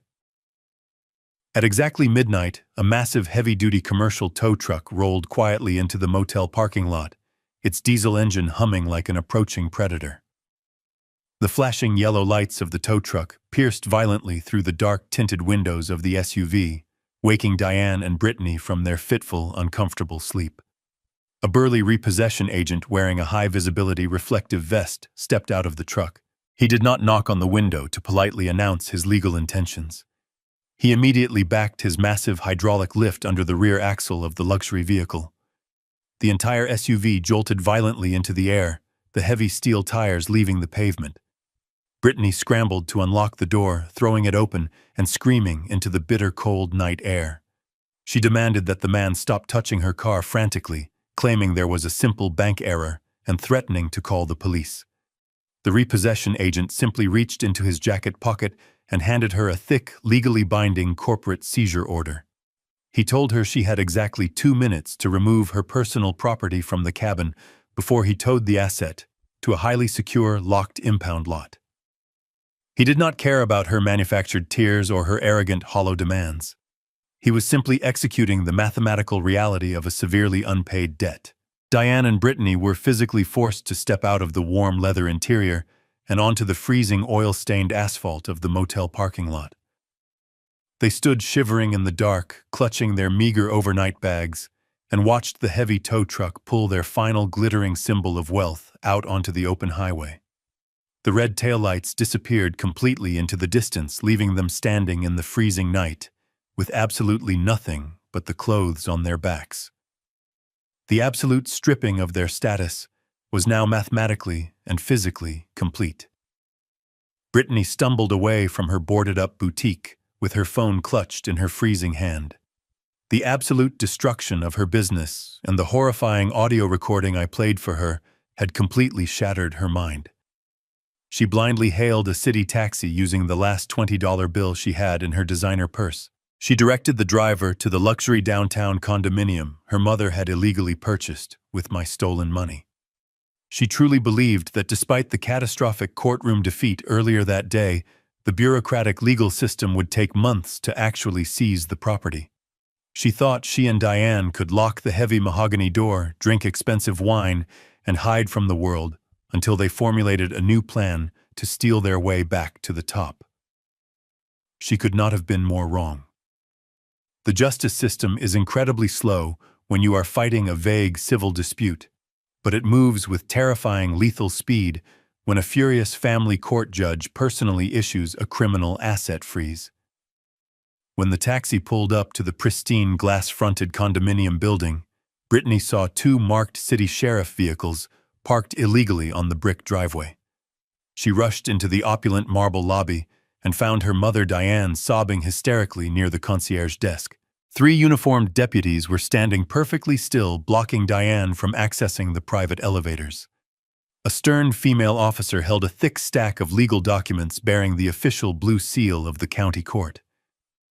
The officer looked at Brittany with absolute professional detachment.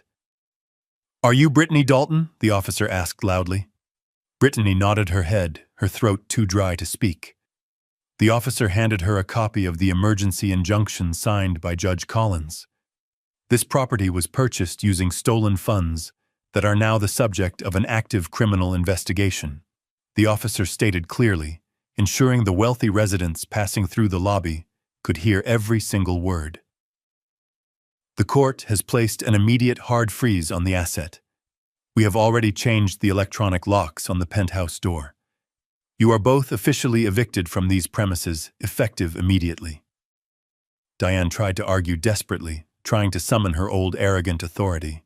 "You cannot just throw us onto the street without a formal 30-day notice," Diane shrieked, her voice echoing off the marble walls. The officer did not flinch. "You do not have a lease and you are not a legal tenant," the officer corrected her firmly. "You are a criminal suspect squatting in a crime scene. We allowed your mother to pack exactly 2 small overnight bags. If you do not vacate this lobby in exactly 60 seconds, I will arrest both of you for criminal trespassing and obstruction of justice." The total humiliation was absolute. The wealthy neighbors they had desperately tried to impress were stopping to watch the spectacle, whispering and pointing at the disgraced women. Brittany grabbed one of the cheap canvas bags the police had tossed onto the floor. They walked out of the gleaming building in total silence, completely stripped of their false royalty. They climbed into Brittany's imported luxury SUV, the only valuable asset they mistakenly thought they still controlled. They drove in stunned silence to the absolute edge of the city limits, pulling into the cracked, weed-infested parking lot of a squalid roadside motel. It was a filthy, decaying building with flickering neon signs and stained curtains. They used the last remaining balance on Brittany's personal debit card to rent a single room that smelled of stale cigarette smoke and cheap bleach. They sat on the sagging mattress in the dark, surrounded by peeling wallpaper, completely paralyzed by the sheer volume of their failures. But the universe was not finished extracting its toll. They had entirely forgotten that the monthly lease payment for the luxury SUV was tied directly to the corporate account I had permanently severed. At exactly midnight, the harsh flashing yellow lights of a commercial tow truck pierced through the thin, dirty curtains of their motel window. Brittany scrambled to the door and threw it open. A massive hydraulic tow truck had already backed up to her pristine vehicle. A burly repossession agent was securing heavy steel chains around the rear axle. "What are you doing?" Brittany screamed, running out into the freezing night air, wearing only her thin silk blouse. "That is my car. You cannot take my car." The repossession agent did not even stop working. He pulled a folded corporate order from his heavy jacket and handed it to her. "The primary guarantor completely revoked the financial backing, and your account is severely delinquent," he stated flatly.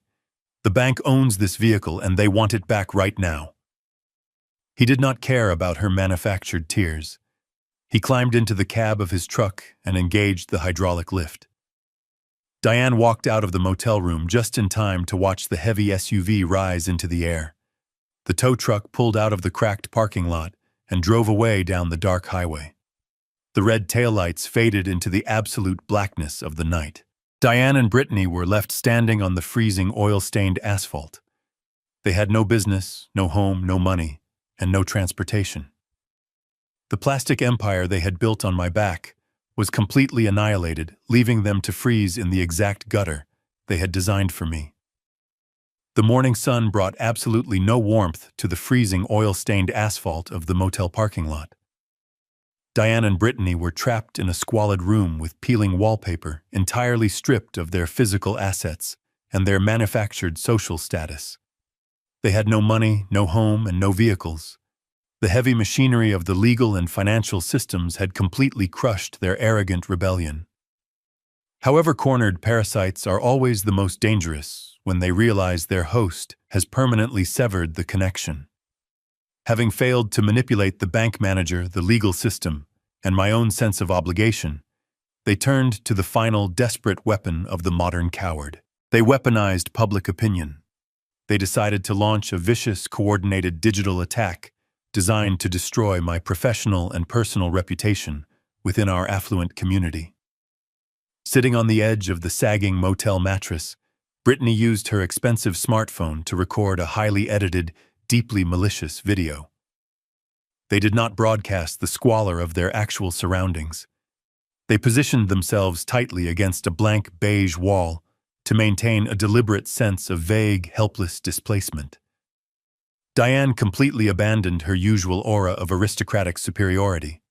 She purposefully ruined her makeup, smearing mascara under her eyes to simulate hours of endless crying. She wore the same cheap gray cardigan that had completely failed to sway the family court judge. Brittany sat beside her, resting her head on her mother's shoulder, projecting the image of a traumatized, innocent child rather than a 30-year-old woman who had actively plotted to commit elder abuse. I sat in the quiet comfort of my home office and watched the video the moment it was uploaded to the primary community social media groups. They posted it directly to the Neighborhood Watch Forum, the local country club digital notice board, and several prominent local charity pages where I had donated substantial funds over the last decade.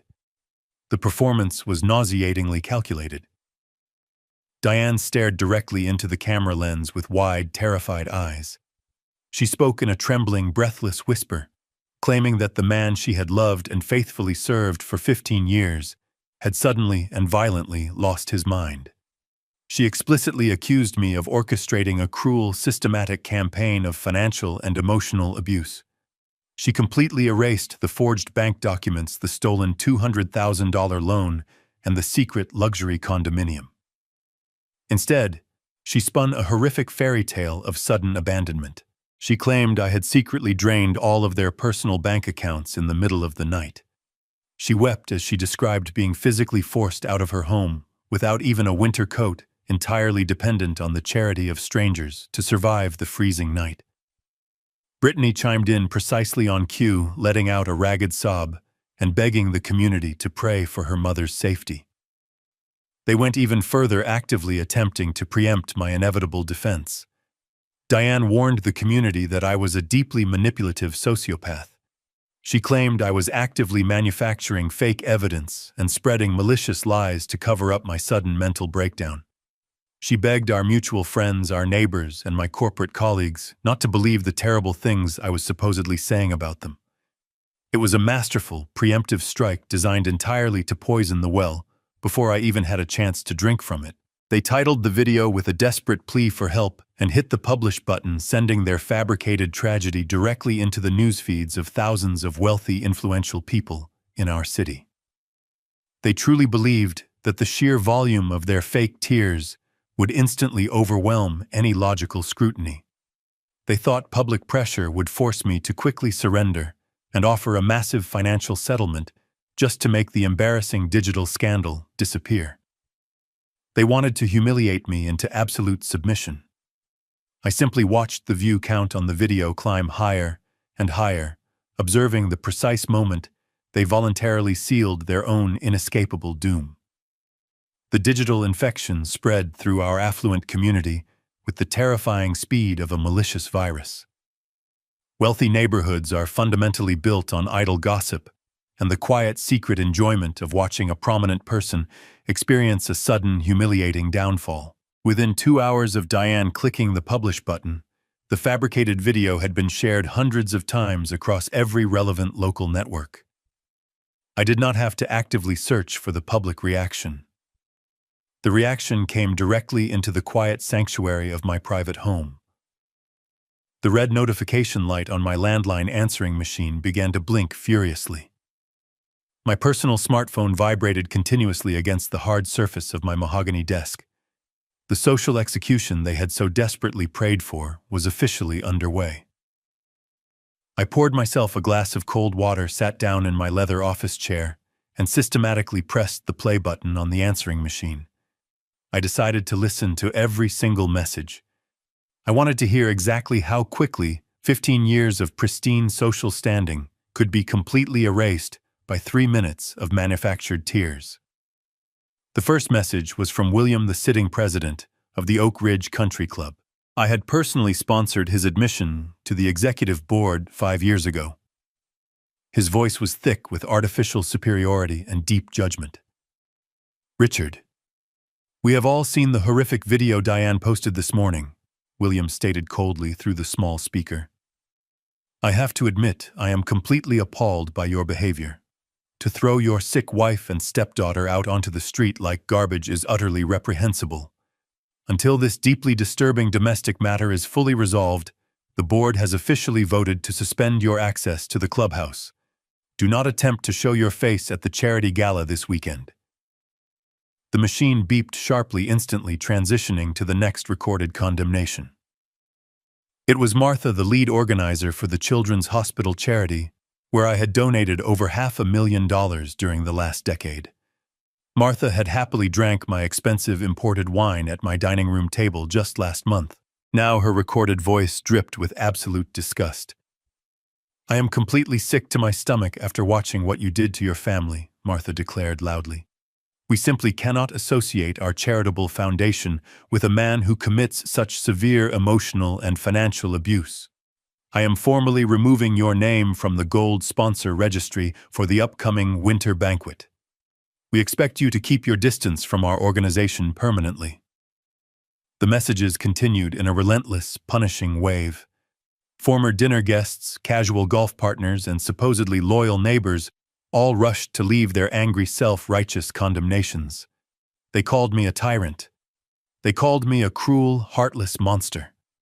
They entirely believed the absurd narrative that a successful structural engineer had simply snapped and decided to terrorize his innocent family for absolutely no logical reason.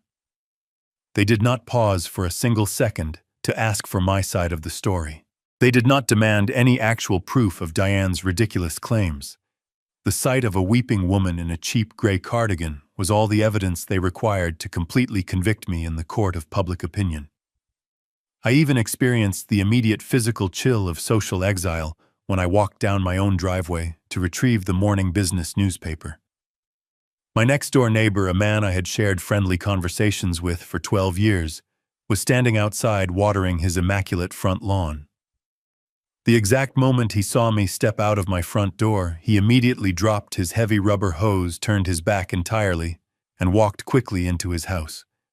He slammed his heavy wooden front door shut, making sure I heard the loud click of the deadbolt. I was suddenly a toxic pariah in my own neighborhood. Diane and Brittany had successfully executed their digital ambush. They had effectively weaponized the blind empathy of the general public to turn my entire social circle aggressively against me. They were likely sitting in their filthy motel room right now, frantically refreshing the comment section of their video, deeply intoxicated by the outpouring of unearned sympathy and the public rage directed at me. They thought this intense, suffocating social pressure would finally break my spirit.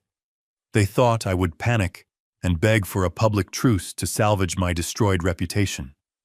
They were entirely wrong. I did not feel humiliated by the angry voicemails. I felt deeply grateful.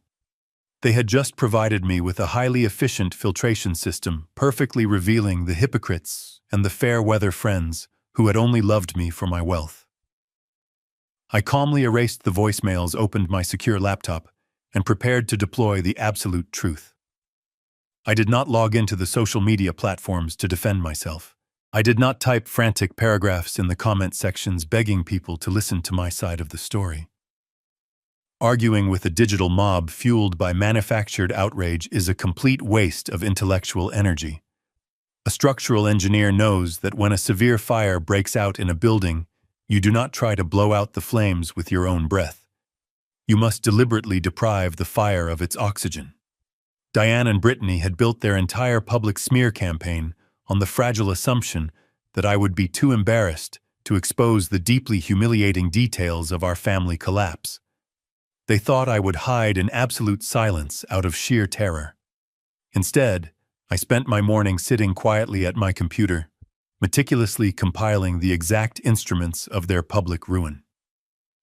I opened the secure video editing software on my laptop. I did not add dramatic music or emotional visual filters to manipulate the audience. I simply arranged the raw, undeniable truth into a single timeline. The video began with the high-definition security footage captured by the discreet camera I had installed in my own home office years ago.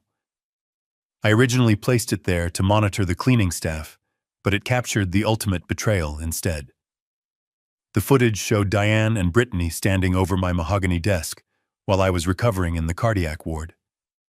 The sensitive microphone picked up their exact words in pristine clarity.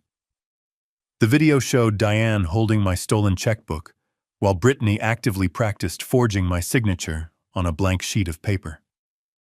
They laughed together as they perfected the fake signature they would later use to secure the fraudulent $200,000 loan. It was completely indisputable visual evidence of a premeditated federal crime. Immediately following the visual footage, I seamlessly attached the audio file I had played for Brittany the previous afternoon. The screen went completely black, forcing the viewer to focus entirely on the horrifying sound of their voices. The recording played the exact moment they coldly discussed my failing heart as a massive financial opportunity. It played Brittany telling her mother to lock me away in the cheapest state-run nursing home available the second my health declined, so they could steal the estate money for their luxury shopping trips. It was 3 minutes of pure, unadulterated cruelty, caught perfectly on tape. I exported the completed project as a single unlisted video file.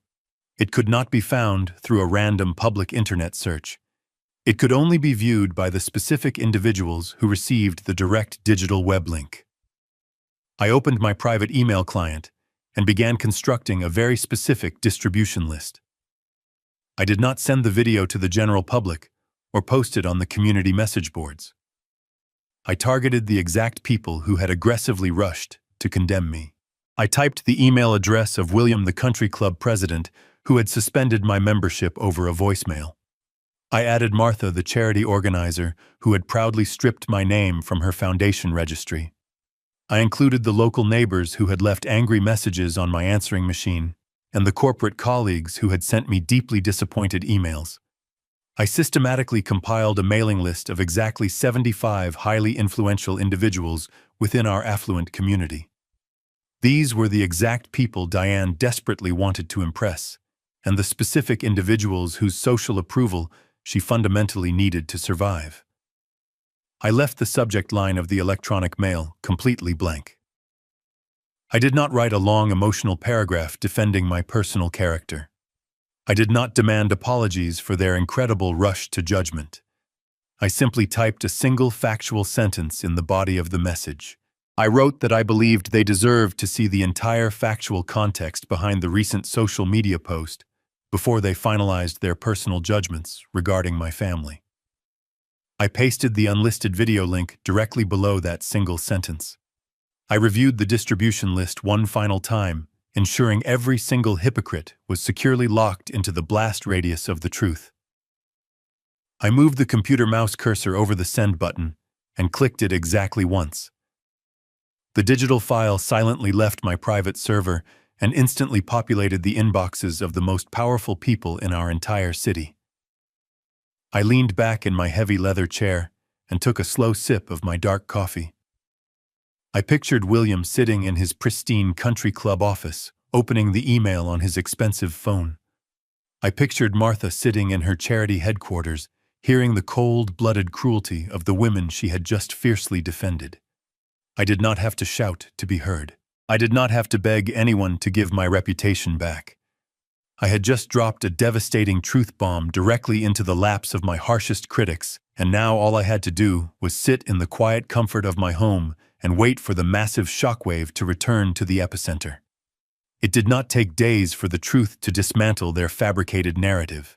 It took exactly 45 minutes. I sat in my quiet office and watched my digital inbox transform into a desperate parade of cowardice. The very same people who had rushed to condemn me based on a weeping theatrical performance were now frantically attempting to erase their own vicious voicemails.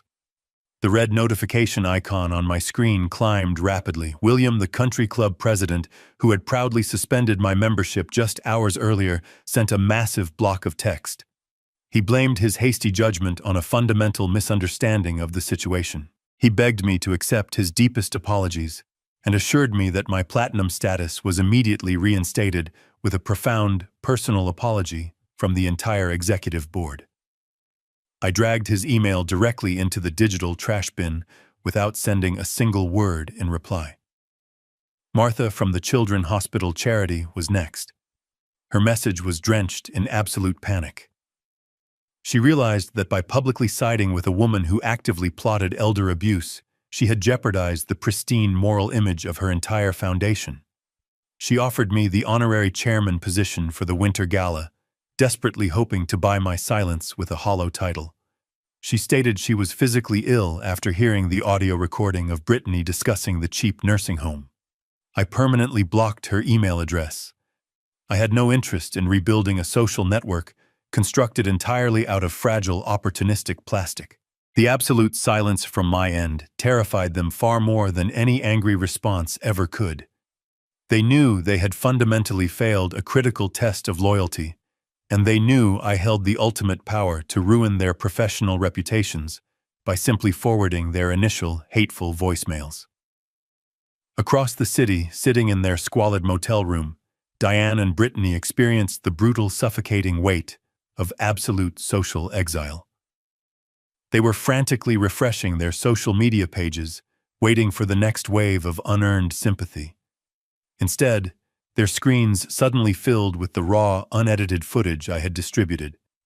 Their wealthy friends did not reply with words of comfort. They replied by forwarding the exact video link back to them in absolute disgust. The community comment sections, which just an hour ago were filled with vicious attacks against me, completely reversed direction. The digital mob they had maliciously summoned immediately turned around and devoured them alive. They were universally condemned. They were called predators, thieves, and monsters by the exact high society circles they desperately needed to survive. Every single door in the affluent community was permanently bolted shut against them. The devastation was not merely limited to their shattered social status. The unlisted video link I had sent to the local community members inevitably found its way out of the private circle. The digital file was forwarded relentlessly until it landed directly on the desk of the senior precinct detective I had contacted the previous day. The detective had already reviewed the high-definition parking garage assault and the bank security footage. The addition of the raw audio recording, explicitly detailing their premeditated criminal conspiracy to commit elder financial abuse, provided the absolute final piece of the prosecutorial puzzle. The evidence was completely overwhelming and undeniably public. The district attorney did not hesitate for a single second. The legal machinery locked into its final lethal gear.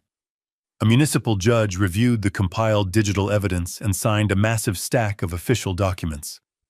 The police department formally issued a felony arrest warrant for Diane Dalton. There would be no polite phone call asking her to surrender quietly. There would be no opportunity for a wealthy lawyer to negotiate a comfortable plea deal in a private room. The authorities located the exact geographical coordinates of her smartphone, pinging the active cellular signal directly to the squalid roadside motel on the absolute edge of the city limits. The final adjustment was no longer a theoretical concept. It was a fleet of marked police cruisers rolling out of the precinct, armed with the undeniable truth, driving rapidly toward the miserable concrete cage Diane had built entirely with her own hands. The freezing night air outside the squalid roadside motel was suddenly torn apart by the piercing shriek of police sirens. Diane and Brittany were still standing on the oil-stained asphalt, shivering violently in the aftermath of the vehicle repossession. They had no time to retreat into their filthy rented room.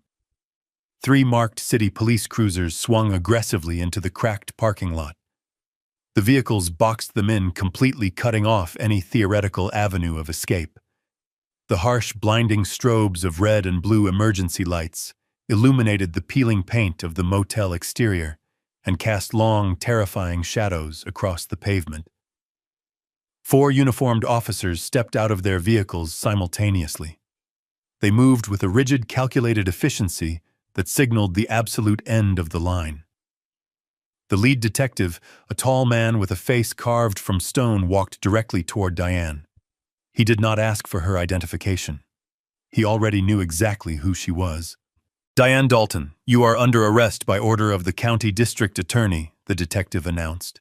His voice cut through the cold air like a steel blade. He reached to his utility belt and unclasped a pair of heavy metal handcuffs. Diane took a clumsy step backward, her cheap gray cardigan slipping entirely off her shoulder.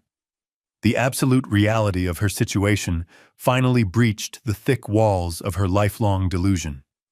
She was not going to a courtroom to manipulate a judge. She was going to a concrete holding cell. "I am a wealthy woman," she stammered, her voice cracking into a pathetic, high-pitched whine. "You cannot do this to me.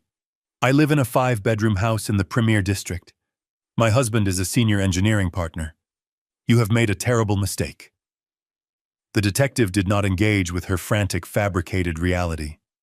He grabbed her right wrist, twisted it firmly behind her back, and locked the cold steel cuff into place.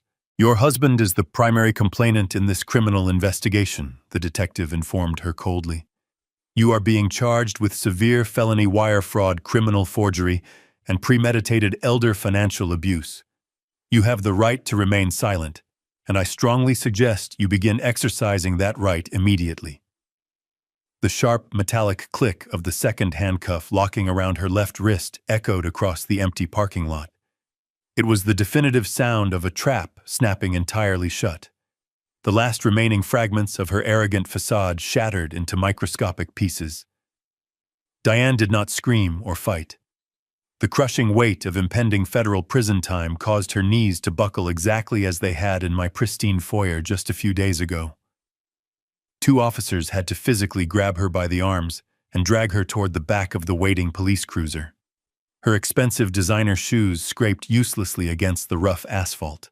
She looked back at her daughter with wide, terrified eyes, begging for a rescue that simply did not exist. The officers pressed their hands heavily onto the top of her head and forced her downward into the dark, caged back seat of the patrol car.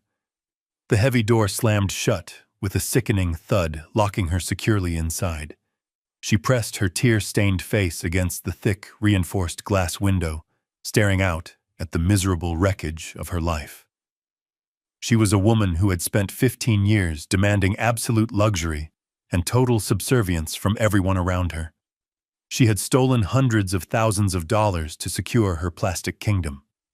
Now she was entirely confined to a space barely large enough to breathe, heading toward a facility where her demands would be met with absolute silence. The absolute power she believed she wielded was exposed as a complete pathetic illusion. She was finally forced to face the harsh, unforgiving consequences of her own malicious greed. The flashing emergency lights reflected in her terrified eyes, permanently branding the memory of her ultimate failure into her mind. The legal machinery I had quietly activated was now fully executing its purpose, processing her not as a privileged socialite, but as a common criminal facing years of mandatory incarceration. Her reign of manipulation was officially and permanently terminated. Brittany was left standing entirely alone in the center of the cracked motel parking lot. She possessed absolutely nothing in the world except the thin silk blouse on her back and the cheap canvas overnight bag resting by her feet. Her business was seized and boarded up. Her fiancé was currently sitting in a county jail cell. Her luxury vehicle had just been towed away into the dark night. And now the mother who had meticulously taught her every single toxic, manipulative tactic she knew was locked in the back of a police cruiser. Brittany watched the heavy tires of the patrol car slowly roll forward. The red and blue emergency lights painted her pale, terrified face in alternating colors of absolute despair. As the reality of her total isolation finally set in, a visceral, unhinged scream tore its way out of her throat. It was not a calculated cry for sympathy. It was the raw, primal sound of a parasite realizing the host is gone and starvation is imminent. "You ruined everything," Brittany screamed at the departing police vehicle. She ran forward a few steps, her voice echoing violently against the decaying walls of the motel. "You told me this was a foolproof plan. You promised me we would be rich forever. You destroyed my entire life." She was projecting every ounce of her own guilt and failure onto the woman who had nurtured her endless greed. She completely ignored her own active participation in the conspiracy to steal my money and lock me in a substandard medical facility. In her fractured mind, she was still the tragic victim of circumstances beyond her control. But the police officers inside the cruiser completely ignored her frantic screams. They accelerated onto the dark highway, the sirens wailing loudly into the distance, leaving her entirely behind. Brittany fell to her knees on the freezing, oil-stained asphalt. The bitter wind bit through her thin clothing, making her shiver uncontrollably. The deafening silence of the empty parking lot pressed down on her shoulders like a physical weight. She had spent her entire adult life arrogantly looking down on the working class, entirely convinced she was inherently superior, simply because she had access to my bank accounts. Now she was kneeling in the exact type of squalor she used to mock. She had absolutely no one left to call. She had no safety net to catch her fall. The bridge was completely burned, the ashes were scattered, and she was stranded on the wrong side of the river. Her total abandonment was the flawless mathematical result of her own malicious choices. She would have to find a minimum wage job, rent a tiny room, and survive entirely on her own non-existent merit. The illusion of her grand, wealthy destiny was completely dead, replaced by a bleak, unforgiving reality she was entirely unequipped to handle. She wrapped her arms tightly around her own shivering torso, weeping bitterly into the cold night air. There was no rescue coming. The absolute zero balance of her life was exactly what she had earned. While the sirens faded into the miserable darkness of the city limits, I was standing 300 miles away in absolute perfect peace. I stood on the sturdy wooden porch of a beautiful secluded lakefront cabin surrounded by towering pine trees. I had successfully sold the massive 5-bedroom house in the premier district, exactly 48 hours after I permanently locked them out of the accounts. I did not negotiate the price. I sold it to a prominent cash buyer for a substantial sum, rapidly liquidating the physical monument to my 15-year mistake. The sprawling mansion, with its imported marble floors and crystal chandeliers, had never truly felt like a home to me. It was simply an incredibly expensive storage facility for parasites and their endless mountain of designer garbage. This cabin, however, was a dream I had quietly delayed for a decade and a half. It was modest, incredibly well built, and designed entirely for comfort rather than arrogant display. The air up here was crisp, clean, and completely devoid of the toxic, chaotic energy that used to suffocate me. I leaned against the thick cedar railing and breathed in the profound silence of a life finally reclaimed. There were no frantic demands for luxury car payments. There were no arrogant complaints about the temperature of the swimming pool or the brand of the groceries. There was only the gentle sound of the lake water lapping steadily against the wooden dock and the distant soothing rustle of the wind moving through the forest canopy. For 15 years, I had functioned as a human shield, absorbing the massive financial and emotional impact of two women who fundamentally despised me. I had ignored my own failing health and sacrificed my own happiness to honor a promise to a dead man. But the moment they actively conspired to throw my life away for profit, that agonizing burden was permanently lifted from my shoulders. The heavy steel chains of my false obligation were broken. I had orchestrated a complete structural demolition of their corrupt empire without ever raising my voice or compromising my own deep integrity. I had simply stepped out of the way and allowed the overwhelming weight of their own greed to crush them completely. The legal system was currently processing their crimes, ensuring they would never be able to victimize another elderly target. My professional reputation remained entirely spotless, completely insulated by the undeniable recorded truth. The chaotic noise of their existence was permanently erased from my world, replaced by a deep, resonant tranquility. I looked at the solid timber beams supporting the cabin roof above my head. As a structural engineer, I know the profound value of building upon a flawless, uncontaminated foundation. I had successfully purged the rotting wood and the corrosive rust from my daily existence. I was finally entirely free to construct the final peaceful chapter of my life, exactly the way I wanted it, governed solely by my own rules and my own desires. I stepped away from the cedar railing and walked back inside the warm, brightly lit cabin. I walked over to the heavy oak dining table and picked up a small rectangular piece of plastic. It was the completely new bank card. It was the exact same piece of plastic that had initiated the entire cascade of destruction when Brittany found me standing in the foyer just a few short weeks ago. To them, it represented a sudden, terrifying loss of unearned power. To me, it represented absolute, undeniable sovereignty. It was the physical manifestation of the impenetrable boundary I had finally drawn around my life. I slid the card smoothly into my leather wallet and placed it into my pocket. I walked over to the small, elegant wooden bar cart sitting in the corner of the room. I picked up a heavy crystal tumbler and uncorked a bottle of 20-year-old single malt scotch.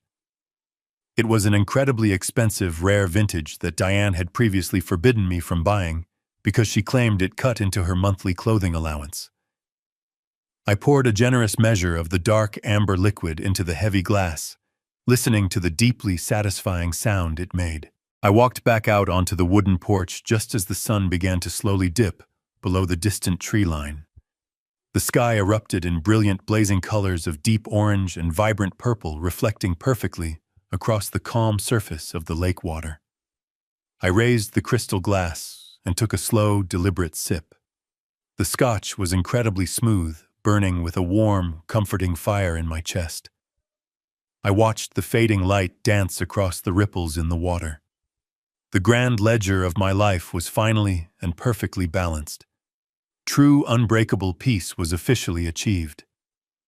The greatest lesson I learned from this ordeal is that unearned wealth inevitably breeds catastrophic arrogance.